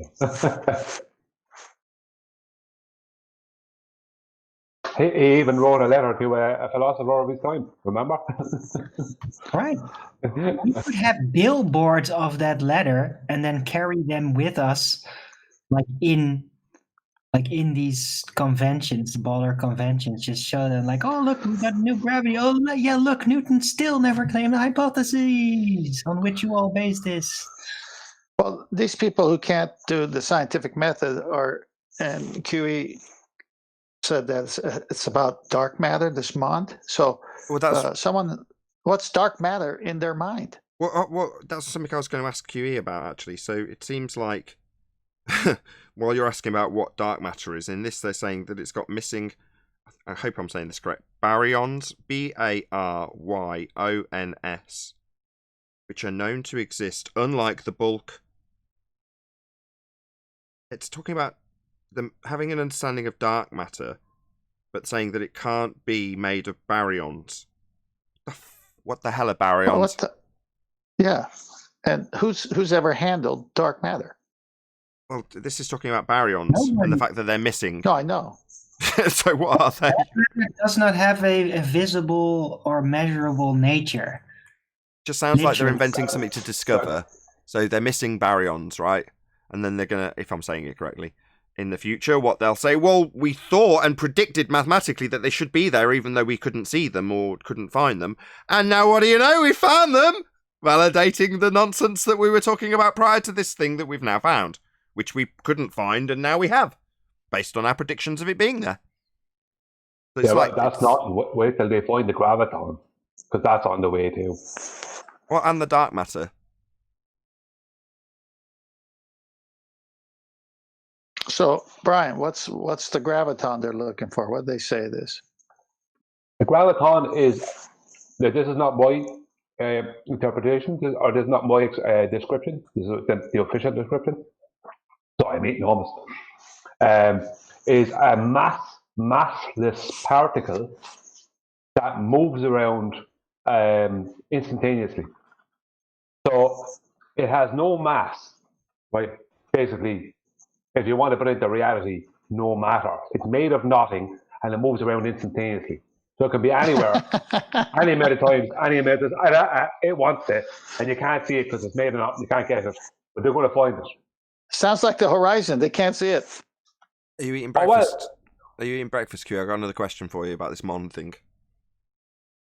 Well, it's very similar because it also, dark matter only exists in the math and everything associated with it. Yeah. And was Listen, you're asking me the math to account for the gigantic laws of gravity. Go ahead. You're asking me about this. I haven't really looked into this all that much. I just looked at it and laughed and then moved on. That wasn't going to be what my question was about. What were you referencing it to? Were you referencing it to the globe side of the argument, offering this up or discussing it, or the flat Earth gravitational believing side? Who is it that's referencing No, this? I was just not neither. I was just saying this is more of a secular thing. I just been just through my travels, I've heard it come up, right?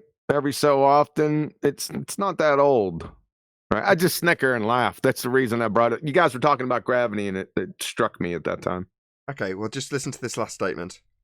We do not know if MOND is only relevant to gravitational phenomena, comma, or should also affect in some way other phenomena, such as electromagnetism.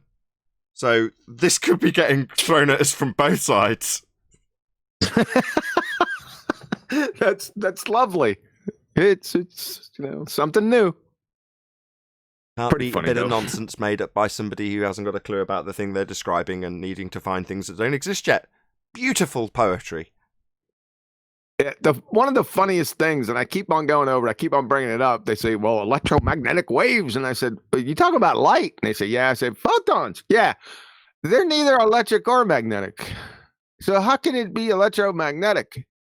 It's like calling a beach ball a turkey squirrel. Hold on. I don't get it. I don't know. What does the photoelectric effect prove? That photons are particles. Why is it called the photoelectric effect then?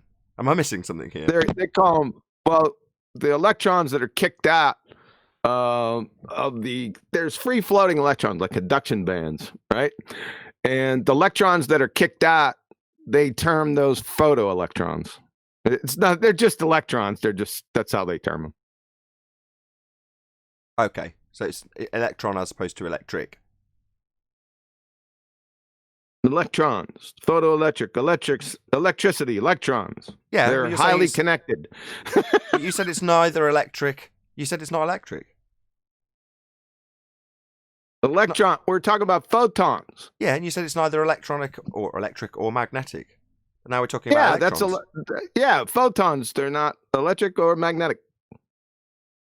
So where's the connection with the electrons? You brought up the electrons. I didn't.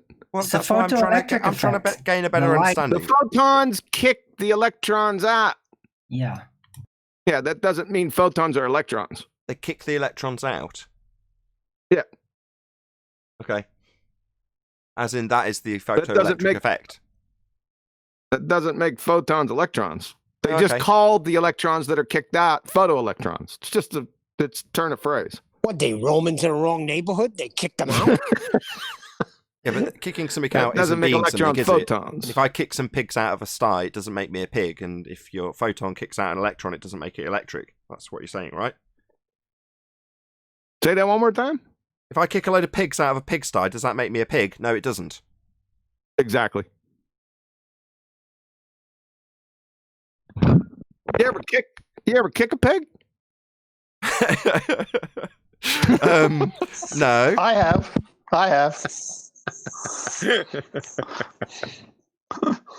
Is pig hold on, is pig a metaphor? Because if so, yes. No. It reminds me of something. never mind.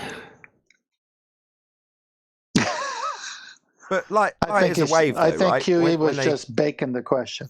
I've kicked a few pigs out. I like to kick a pig every now and again. Hey, pigs are actually quite sentient and intelligent, you know? Tell us more, I find Arnold. They're delicious. Yeah, Anyway, this is I say the same fascinating. about you. I know you do. Well, I kicked them. You shouldn't talk about women like that. Nobody was talking about women like that, Rams. How dare you? That's you. That's all on you. I know. I was. Watch out, Rams. Ruining We're my going to have joke. a photon bounce you out. Right, I rumpus that. If it was offensive, it hopefully won't reach the algorithm.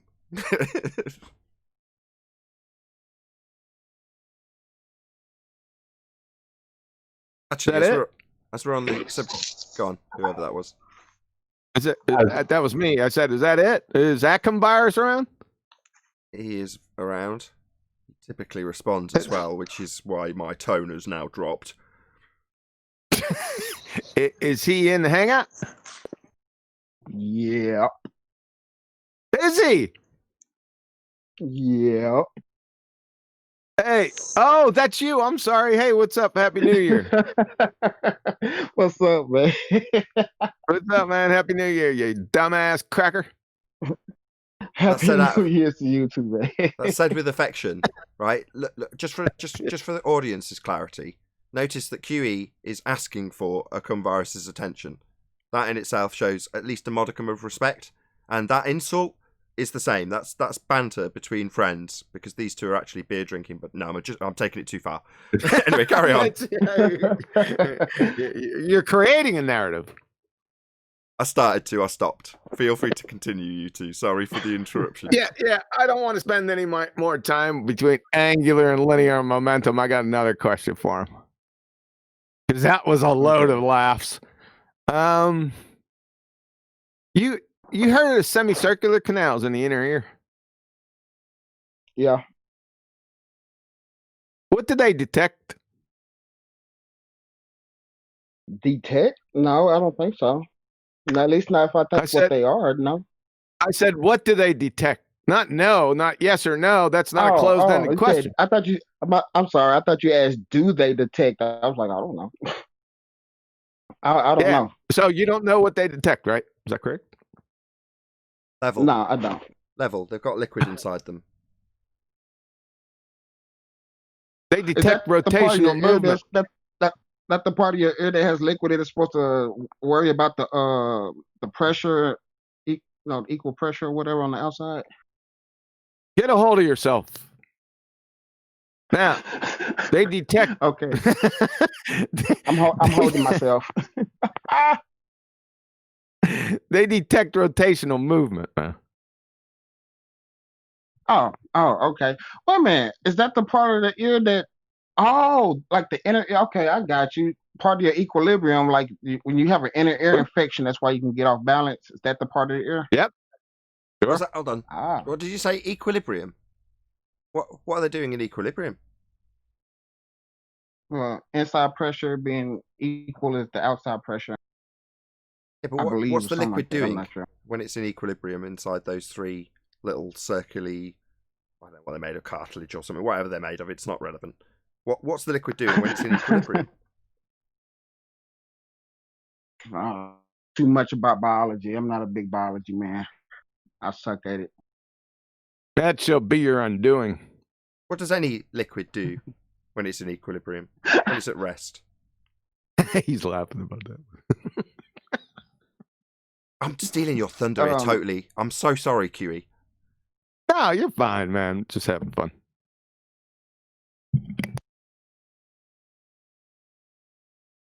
So, they detect rotational movement. Why ain't I detecting any rotational movement if the Earth's rotating? I don't know. I'm not too sure about the way the inner ear works. Does there need to be a certain amount of rotation, or does it just pick up any minuscule amount? Minuscule. So if I turn my head like You damn Skippy. really like a centimeter an hour, like to the side, it's gonna A pick that up. centimeter an hour. Yep, it'll detect it. Okay, cool. See, I didn't know that. New information to me. I'm not sure how that part of the ear I works. think a conclusion's coming, Virus. I like Yeah, the Earth's not rotating. and that's what you get from that. How you like that? Perfect. How you like them apples? Well, all I could say is that was an earful. Tastes What like you should come back pears. with, Virus, is that it's gravity that's causing it to go into equilibrium. Say again? No. What? You see, What? from the That's not- Vestibular Disorders Association, got a whole bunch of experts in the vestibular apparatus. Unlike the otolithic organs, the semicircular canals, what we're talking about, are not sensitive to gravity. think so either. How you like that? Yeah, I really didn't think so either. No, they're not sensitive to gravity. What? That They're they're sensitive. not sensitive I to didn't think gravity. so. They're sensitive to angular movement. Yeah, So I they're can sensitive understand to that. reality. I would think so.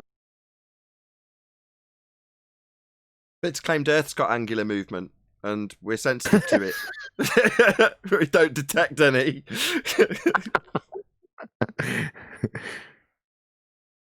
Well, I'm just curious to know how much of the inner ear does, like, how much rotation does it pick up? What's like the minimum? It has to be a minimum.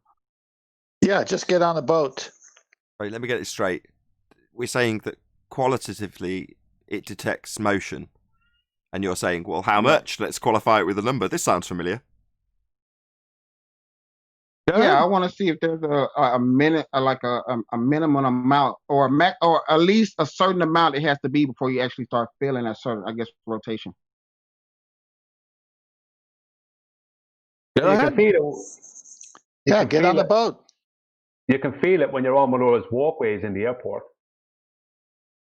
That's not a whole lot of movement, but you can feel that. You can feel it in an elevator, regardless of how good the elevator is. Virus, have you been on a boat that's dock tied and it's just kind of going with the wake of the water when other boats go by? Have you been? That's Have you horrible. experienced that? Yeah. It's been about 15 plus years, so it's been a long time. Yeah, but you You remember. gotta get on a boat, son. We don't have nothing. Ain't no water around me here in Dallas. I have to wait till I go back to Mississippi. You don't have water parks. Well, we have like what's it, Hurricane Harbor type water parks? Yeah. With, with the water slides. Well, And get stuff, on, get but on, not yeah, nothing but get like on an inner lake. tube and go through one of those rides. And what do you feel?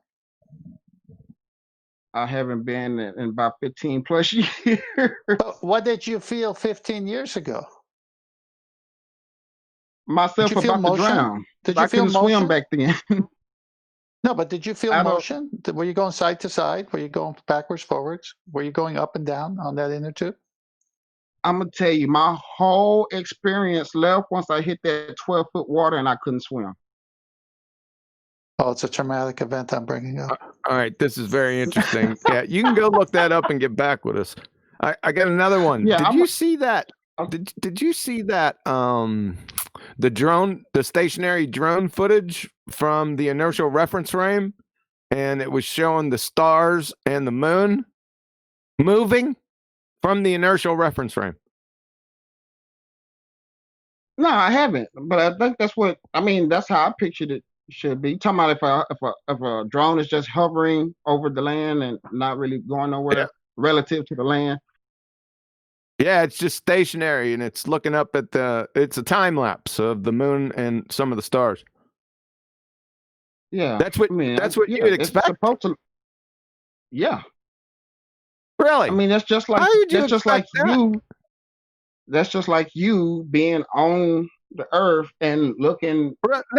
at the How can stars. it be like me being on the earth when the drone's not on the earth? How are those equivalent? Because it's moving with the earth, just like you're Oh, moving with the the earth. atmosphere is moving with the earth. Welcome to Flat Earth. No. I had asked the question that is the drone hovering in place, like not moving relative to the ground? It was like, yeah, it's not moving. Yeah. So it's in place just like you would be.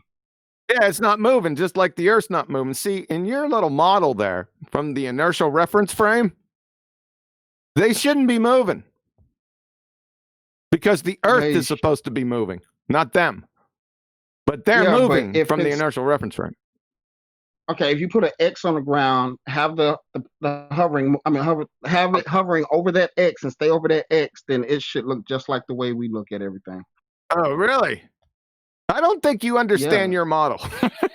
No, it's supposed to. No, I mean, I understand it, but it's staying over the X.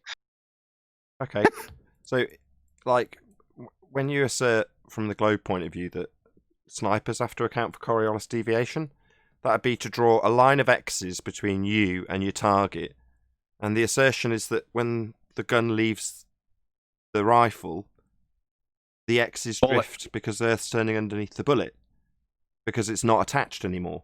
That's the assertion. Same with a football. You know, Neil deGrasse Tyson says it goes through the goal because the Earth turned underneath it, because it's not attached anymore. Well, likewise, the drone isn't attached anymore and should have Earth turning underneath it, as it's asserted to do. We're supposed to see it have Coriolis drift, but we don't. Earth's not turning under it. Well, from the globe side, it would be because it's hovering in place over the X and not moving relative to that X. So no Coriolis then. Well, so no Coriolis then. Hold on. Virus. Virus. So no Coriolis effect then. Not on your model. We're talking about globe and it having Coriolis effect as Earth turns underneath, though, and we don't have Coriolis effect as you're now pointing out. Okay. According to the globe claim, that hovering drone shouldn't experience Coriolis. Well, drones don't experience Coriolis. We observe Coriolis as we turn underneath stuff, so we should be watching it drift away. That's what Coriolis is. Don't you understand what Coriolis is? The drone doesn't experience Coriolis. It's a visual effect. We observe it from the ground. Well, when I say that, I mean the drone shouldn't be drifting, apparently, because it's hovering in place. So we shouldn't see Coriolis effect, then? Yeah, welcome to Flat Earth. Yeah, we shouldn't see Coriolis because Earth's not turning. That's according to the globe. I don't know what it... No, according to the globe, there should be drift. 15 degrees an hour of it as we turn underneath to observe things drifting away. That's what should happen on a globe. Don't you understand what should happen on a globe? You should have 15 degrees an hour of drift. But the drone goes up, the stars continue moving, and the drone isn't drifting. You're not watching it drift away from the ground, staying in the exact same position. No drift. No Coriolis effect, then. That's expected on the globe. No, it's 15 degrees an hour that's expected. Right. So the stars won't move then. It's not expected that the stars move with 15 degrees an hour deviation then. So you're saying the stars won't move. Are the stars hovering in place? Sorry, that's drift. That's what's supposed to happen, right? Stars moving because Earth's turning underneath them. That's Coriolis drift. Now, we give the example with the drone and you say it's expected not to drift. What, like the stars aren't drifting? What is it drifting away from? Sorry, you just told me it's not expected to drift. So what are the stars doing now? Not drifting from... Yeah, they are, you stupid twat. You've started this by explaining about how the stars are moving. Yeah, well, that's drift. But you're saying it's not expected in the drone. That's a contradiction. Yeah, that's not what... I don't think that's what they call drift or deviation. What, the stars moving because Earth turns underneath them? That's drift. Well, the drone would move as you turned underneath it. That's drift. Same thing. I think when they mean drift or deviation, they mean away from its original path. It means you're moving underneath it. No, but I'm saying... What do you mean, no? Yeah, that's what Coriolis is. You moving underneath stuff not attached. That's what Coriolis is. Not nah. Yeah. Okay, I'm not going against that. What I'm saying... Yeah, you are. You're saying we wouldn't expect it on a globe. Yeah, but the stars are doing it? That's a contradiction. You are going against that when you say we wouldn't expect it. The drone not having Earth turn underneath at 15 degrees an hour is expected. You're just wrong. Because the stars are doing that, you stupid idiot. Okay, that's fine. But no, it's not. It's cognitive dissonance now. because you've got both positions laid out to you. Stars moving because Earth is claimed to turn underneath 15 degrees an hour, but when the drone doesn't do it, you're not expecting to see it. Now, when they say drift or like deviation, I think. Yeah, that means you turn under it. No, Yeah! Like you turn under the stars that are supposed to be moving because you turn under them. Back to cognitive dissonance again. Should we do this 10 times? But they're not drifting away from their... Oh, so the stars don't move at 15 degrees an hour then? Earth not turning, they're stationary in the sky, right? Not drifting like you'd expect. No, I think you're... Oh, no, so you do expect them to move at 15 degrees an hour, but you don't expect the drone to do that. So that's a contradiction then. No, that is... Yeah, it is, yeah. That's a contradiction. One thing you claim as Earth turning underneath it, the other you says you wouldn't expect it. That's a blatant contradiction. Chuckle for me, Fundy. That's right. Now lay out your cognitive pain for me. You can't have it both ways. You can't have Earth turning underneath the stars at 15 degrees an hour and then tell me how you wouldn't expect that to happen under a drone. It's a contradiction. Okay, so... Not okay. It's your Fundy faith getting ripped to shreds. Are the stars hovering in place? No, they move, but it clearly isn't Earth moving underneath because it would move underneath the drone, something you say we wouldn't expect to see, leaving you in a contradiction. So if they ain't hovering in place, but the drone is, how are they correlated? They're not. Earth is not turning. Okay, I don't care about you believing it, but how are you... No, by demonstration. If Earth was turning, things would drift away at 15 degrees an hour, like you claim the stars do, but then tell us we wouldn't expect it. That's just a contradiction. Not my belief, your contradiction. What he's trying to tell you is that the drone is keeping pace with the Earth. That's what he's trying to say. Well, no Coriolis so he's then. saying it's not stationary, it's moving with the moving Earth. Well, then no Coriolis drift. I mean, if it's hovering above the same spot on the Earth, the globe doesn't expect to see Coriolis drift. Oh, so why are the stars moving? It's not hovering in the same so spot. Globe says no drift. According to Virus and his current statement, his current position is Earth not turning underneath drone. Why do the stars move? Earth rotation. So Earth's turning underneath them then. So Earth turning under stars, Earth not expected to turn under drone. Does this compute? Hello? Yeah, that sounds about right. No, it doesn't sound about right. It sounds absolutely nonsensical because it's a complete contradiction. Neither one of them are Coriolis. No, Coriolis is you seeing things drift because you're turning. In this example, you're absolutely right. Neither are Coriolis. Earth is not turning. Welcome to Flat Earth. You're absolutely right. Neither of them are Coriolis. That's right. That would be that would be you embarrassing yourself at the hands of a flat earther. That's right. Yeah, laugh it up. That would be a complete contradiction that's been highlighted to you by a flat earther. That's right. Laugh it up. That's I don't mind that. That's fine. Oh, so, you're happy that Earth is claimed to have Coriolis deviation. It's claimed Earth turns underneath snipers, bullets, footballs, and the stars. Yet when we point out that doesn't happen with a drone, you say it's not expected to happen, and then simultaneously tell us it's the cause of the stars moving. But that's all good by you. Do you think? Do you stutter much? 10 degrees. Do you stutter much?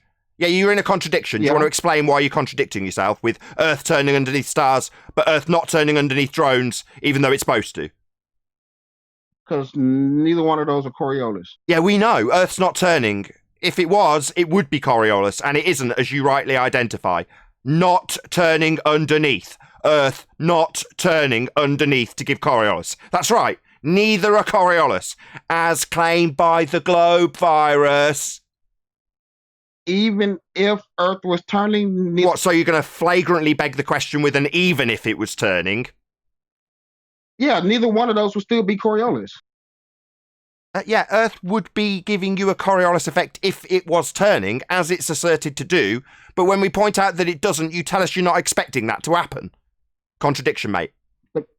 The Globe claim, this is the Globe claim. If the Earth was spinning, neither one of those should be experiencing Coriolis. That is Coriolis, you dumbo. That is Coriolis. Well, I'm sorry. That's the globe plane. Take it up with them. You're claiming neither is claimed to be caused by Earth turning underneath. Welcome to Flat Earth. I'm saying no. I'm saying neither of those are Coriolis. Yeah, welcome to Flat Earth, given that both are claimed to have Coriolis deviation because it's claimed Earth turns underneath them. So welcome to Flat Earth. Well done.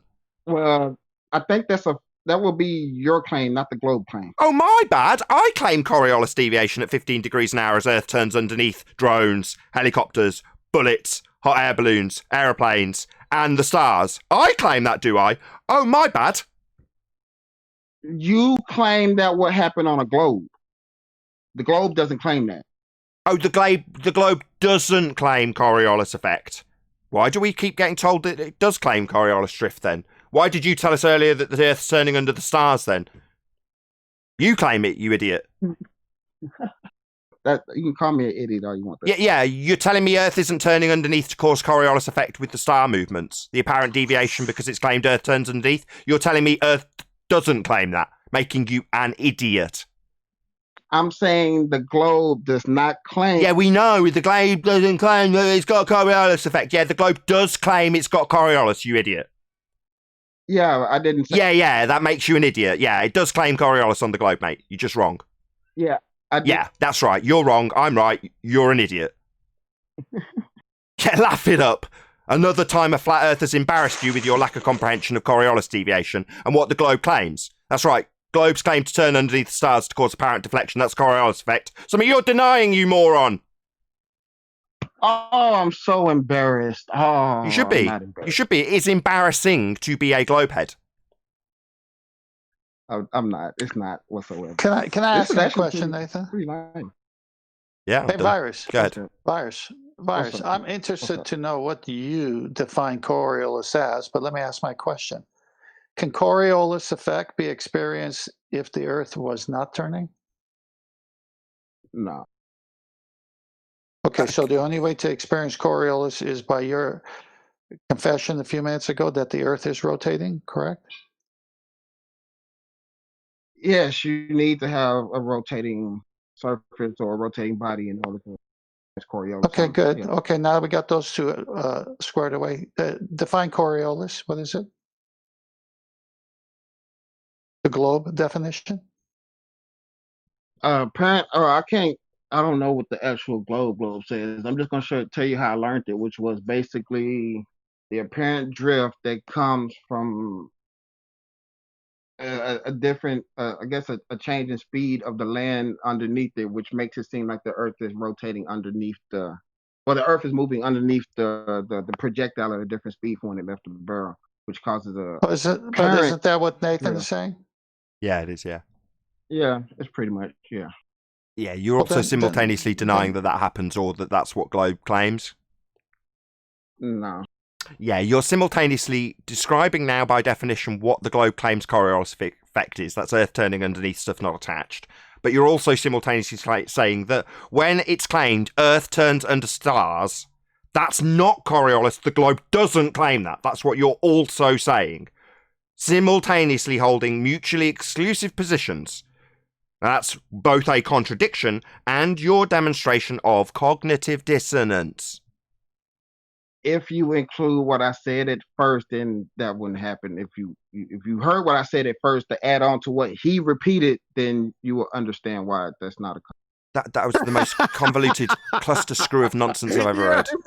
Okay. Man. It wasn't. What did you say at first? Okay, it wasn't. What did you say at first? It wasn't a contradiction because I said that it has to be moving over the land. So if something is not moving, like if it's hovering or something, the globe does not see Coriolis. Well, hang on, Virus. You just said that your definition of Coriolis was an apparent deviation based on the Earth turning underneath it.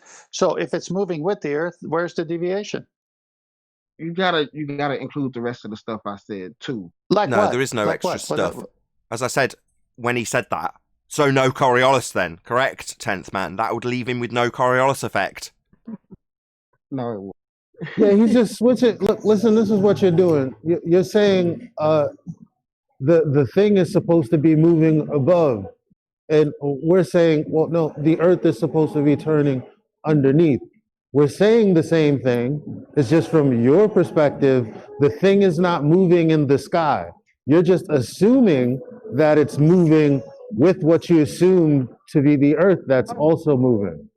No, it starts moving, and then you expect to see Coriolis. It's not it stands still and you think it's moving and then it spins Coriolis. No. That's not how Coriolis works. The object has to be moving. It does Can not. I ask Hoyer something? Go ahead, Well, let me Brian. finish, Brian. Let me finish. So then you just admitted that the object is moving and the Earth is stationary. That's when you experience No, Coriolis. I did That's not what say you the just Earth was admitted. stationary. Not once did I say that. No, you just said that to experience Coriolis, it has to be moving, and you weren't referencing the Earth.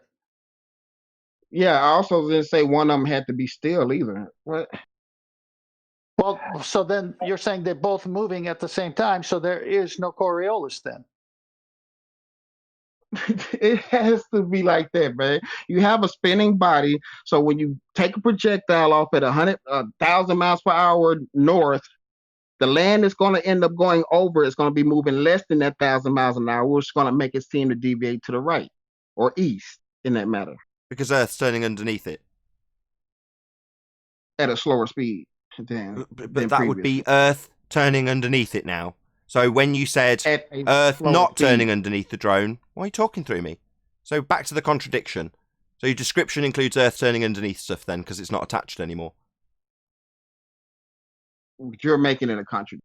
You're saying Earth turns underneath. That's what you've just described. You're now saying that's not what you've just described. You're going to describe something completely contradictory and say that's what you've actually said when you've just said, yeah, there's a speed change because Earth's turning underneath. That's what you've just said. So that means Earth would be turning underneath stuff not attached then. Right, Virus? That's a piece of what I said, not everything of what Oh, so is Earth turning underneath stuff not attached, according to you? Depends. When you jump Oh, up it in depends. So it depends. No. If stuff deviates because we have Coriolis effect, it deviates because it's got Earth turning underneath it. That either happens or it doesn't. It doesn't depend. You either observe it or you don't. It depends. All right. What's it If you- dependent on? And I'll Okay. need a citation. Okay. No, it's not that. Okay, I'm gonna give you two examples. You jumping in the air. You're detaching yourself. So you say detaching yourself from the Earth, but let you land in the same spot. Obviously, Earth is. That's not Coriolis effect. If I jump up and down on a roundabout, I won't land on the same spot. That's not Coriolis effect. You don't know what Coriolis is. Yeah, but if you jump on a roundabout, that's not Coriolis either. Observing the person seem to drift from the roundabout is Coriolis effect. You've just described a man No, jumping yeah. up and down, now you're talking through me, and not drifting. What intended path is it drifting from? Right, drift. You've said that Earth is claimed to turn underneath stuff. It doesn't turn under the drone. Let's get to the crux of the argument. You're saying Earth isn't expected to turn under the drone. You've also just given a description that can only come to pass if Earth's turning underneath stuff, something I've got you to concede. So you've got both Earth turning underneath stuff, and we wouldn't expect Earth to turn underneath this here drone. You see, you've got both positions at the same time there, Virus. Yeah, one is hovering. One I said needs to be moving. You have a hovering drone, we shouldn't expect to see Coriolis over. Oh, I see. So if your drone starts moving, that will affect whether or not Earth turns underneath it, even though it's left that reference frame, has no contact with it. But if it starts moving a little bit north, Earth will start turning underneath it. So it's dependent on hovering. Earth starts turning underneath when you move in a given direction. Do you realise how stupid that is? But that's why I said his argument is that the drone is moving with the Earth. No, he's just said if it moves in a particular direction, Earth will be turning underneath it. So according to him, a drone takes off, and so long as it hovers, Earth will turn with it. But then as soon as it starts moving in a given direction, Earth starts turning underneath it.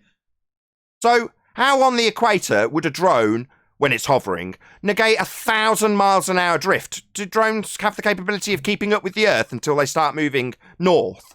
That's preposterous. Why would it have 1,000 miles an hour drift? Oh, because that's Coriolis effect. Earth turning underneath it at the given rate the equator would have 1,000 miles an hour. So your drone would go up, and then the Earth is claimed to turn underneath it 1,000 miles an hour to give you Coriolis deviation. Something you say simultaneously isn't expected because you've got a contradiction on your hands. Yeah, because that's not how Coriolis. Coriolis is merely the effect of things seeming to drift because you're turning underneath them. No. Yeah, that's what Coriolis is. No, because then we could say a lamppost, you running by a lamppost would be Coriolis. No, you have to be on a non-inertial spinning reference frame, like a roundabout. And when on that roundabout, and it looks like the roundabout, it looks like the lamppost is coming towards you when it's concreted into the ground, that's not actual drift of a concreted lamppost because you're turning underneath it. In other words, from your vantage point spinning underneath it, it seems to be moving, even though it's concreted into the ground. Moving, not drifting. Yeah, drifting. Yeah, the lamppost seems to move. That's apparent drift. Something we would observe on an Earth that's turning, and it's claimed we do. And when we point out that it doesn't happen under a drone, you tell us that you wouldn't expect it to happen. So we wouldn't expect 15 degrees an hour turn of the Earth underneath. That would be Coriolis effect. Then, that's what you're saying. Both positions simultaneously, Virus. It's pretty much the same as that lamppost. Oh, right. So if the lamppost is in fixed position, not moving in any direction, it will track with the roundabout, even though it's concreted into the ground. So from a playground roundabout, you think that you won't see any drift in the lamppost because, what, it's fixed space and moving with the roundabout? Like your hovering drone nonsense? Yeah, it will drift because you're moving underneath it. The only reason it drifts is because you're moving underneath it. That is Coriolis effect, and it is claimed that we turn underneath stuff not attached, like drones. And when we point out that that doesn't happen, you tell us it's not expected, even though it absolutely is. You just hold both positions at the same time. So what's the intended path of the lamppost? It doesn't have one, but it seems to drift if you're on a roundabout, mate. That's called Coriolis effect. Something Earth's claimed to have. Just doesn't. How can it drift away from something it doesn't have? Because you're turning underneath it on a roundabout. So it appears to move when it's not. Because you're turning underneath it. So to have Coriolis, you've got to be turning underneath stuff. So we should be turning underneath drones. Because they're not attached anymore. Hello? So it's drifting away from something it doesn't have because you're turning underneath it. That doesn't make sense. That's Coriolis effect. If it doesn't make sense, it's because you don't understand Coriolis. It's not actual deflection caused by you observing something from a non-inertial spinning reference frame. That is about as concise as you can get for a description of Coriolis effect. It is what Coriolis effect is, and is what Earth is claimed to have. That's us turning underneath stuff to see it appear to drift. Not because drones can fly away at 1,000 miles an hour, because when they take off a claim to be spinning Earth, you turn underneath it at 1,000 miles an hour to have apparent deviation. Drone hovering, you moving away from it. Likewise, a lamppost attached to the ground isn't attached to the spinning roundabout. So when you spin on the roundabout, the lamppost appears to move, even though it's stationary and it's in fact you moving underneath. Well, that would have to be directly translatable to a spinning Earth. That is to say, if Earth was spinning, we'd have Coriolis deflection. And when we point out that we don't, you tell us we wouldn't expect to see Coriolis drift. And then tell us how you don't understand it, or it doesn't make sense when it's defined. Yeah, not in your example, because that's not what the global claim was Coriolis. Yeah, because the globe nonsense doesn't have that effect. That effect is easy to describe from a roundabout with a lamppost concreted into the ground, not spinning with you on the roundabout. That is Coriolis effect. Now, your claim of globe having it simultaneously comes with an example that says we wouldn't expect to see it. Because that's not Coriolis. You don't know what Coriolis effect is. Not actual deflection observed from a non-inertial spinning reference frame. That is not... The lamppost is not what a globe would say experiences Coriolis. No, they say it's experienced from things not attached to a non-inertial spinning sphere Earth. No, it just comes from the eyes moving around and around and around. It has nothing to do with the lamppost is deviating from its intended path. It doesn't have an intended path. It's a lamppost. Exactly. So it can't deviate from its intended path. Oh, in that case, so when you watch it from a roundabout, it moves with you on the roundabout, does it? Yeah, it looks like it spins. Oh, it looks like it's moving when it's concreted into the ground. It's not Yeah, looks like. That's apparent deflection. Yeah, that's Coriolis. It's not a deviation from its. So it is moving with you on the roundabout, that concreted into the ground lamppost that's not spinning with you. It moves with you, not deflecting, right? It doesn't have an intended path. Yeah, so the path is with you on the spinning roundabout then, right? It doesn't look like it's moving because you're turning underneath it, observing Coriolis effect. It actually moves with you then. It looks like it's not deviating from its intended path. It doesn't have an intended path, you clown. Third time. It's a lamppost. Where do you think it's going? Nowhere. That's why. Right. So what the hell are you babbling about an intended path? Because you keep mentioning drift and deviation. No, not at all. I can describe how it seems to move from a roundabout because I'm turning underneath it. It's not deviating or drifting. Yeah, it is exactly doing that. It seems like it's moving from my point of view. I'm turning underneath it on a roundabout. That's Coriolis effect. An effect we claim to have on globe Earth. It might seem like it's moving, but it's not drifting or deviating. Oh, so what is it doing then? Moving with the roundabout, you utter clown? Yeah. Oh, so it's not drifting. It's moving with me. Fixed stationary from my vantage point as I spin with it. It's not deviating from no path. Deviation means actual deviation. Yeah, it doesn't understand. The deviation, the Coriolis is an apparent deviation. Correct. Not actual drift. I.e., lamppost doesn't have to move, it just has to seem like it moves because you turn underneath it. He doesn't understand the difference between actual, because he's assigning directional motion to the projectile and saying it's attributable to the Coriolis deflection we will observe from the ground as things seem to do things they're not doing. Like the lamppost seems to move because I turn underneath it. Well, likewise, the drone would seem to move as I turned underneath it if Earth was spinning. It just doesn't. Well, it seems like he's purposely trying to make it seem like his only point is that the lampposts aren't moving. Well, what about the stars? What was your answer to that?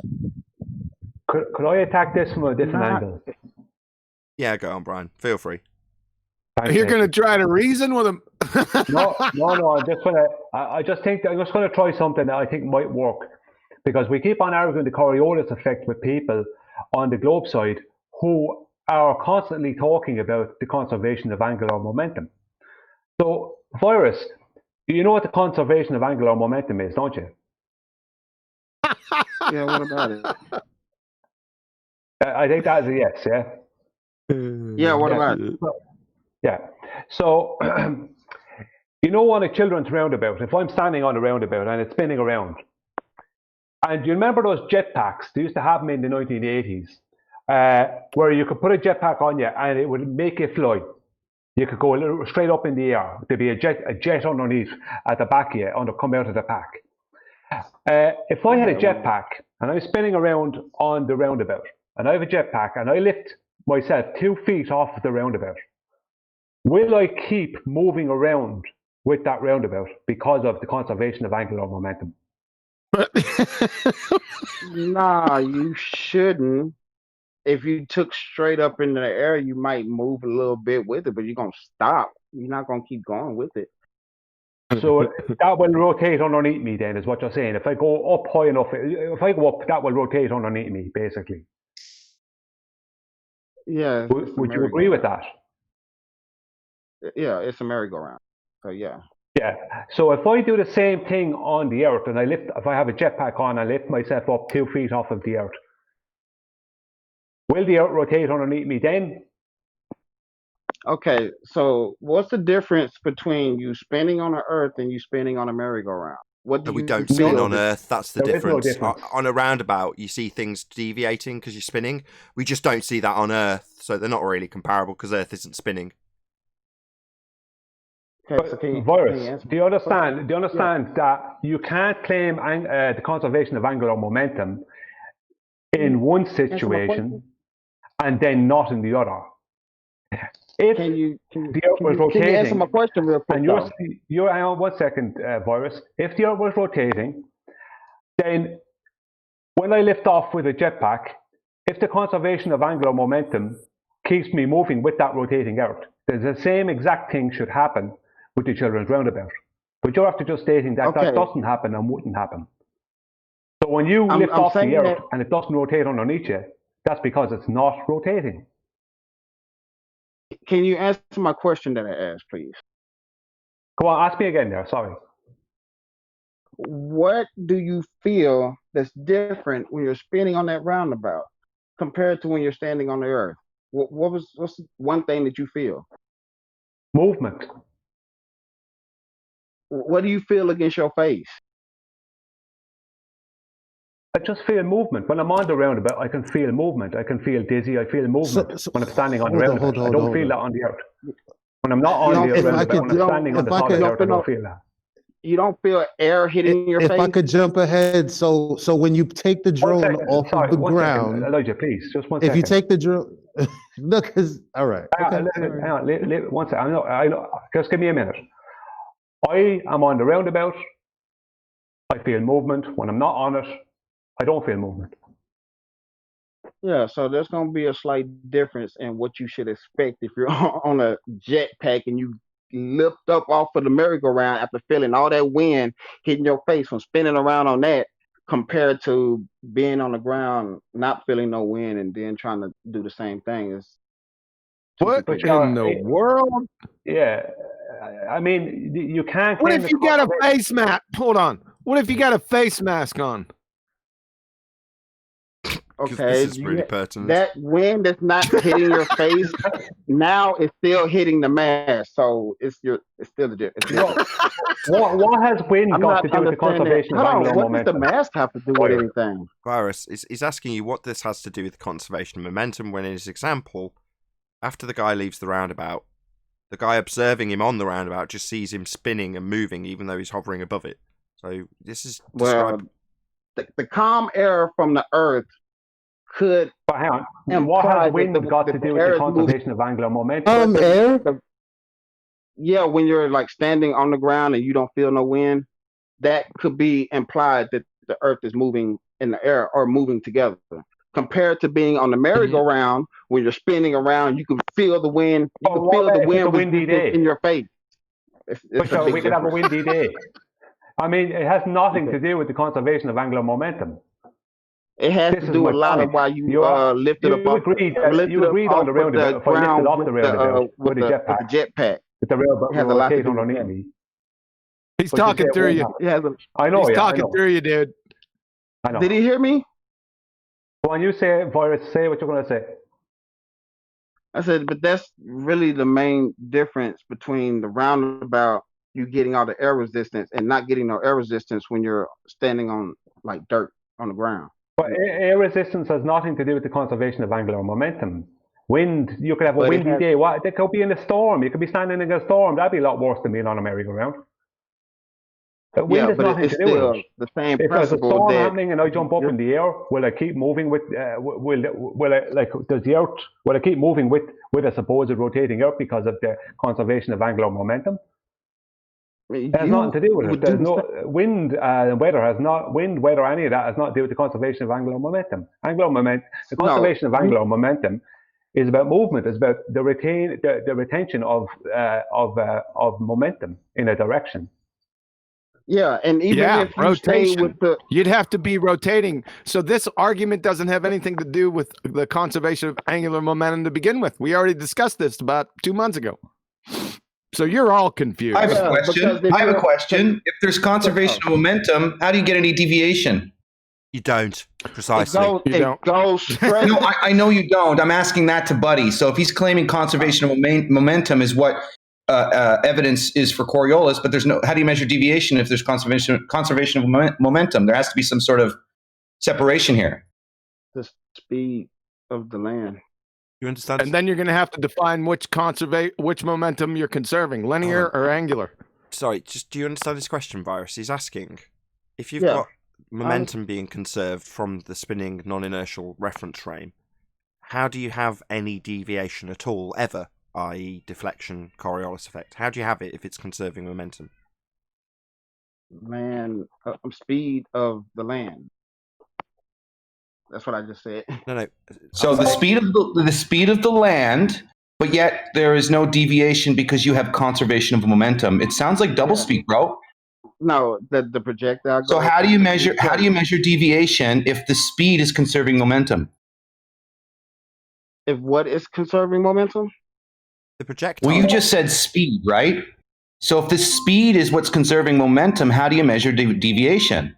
Because there's got to be a force. There's got to be a force causing the deviation, but you're saying there is no deviation, therefore conservation of momentum.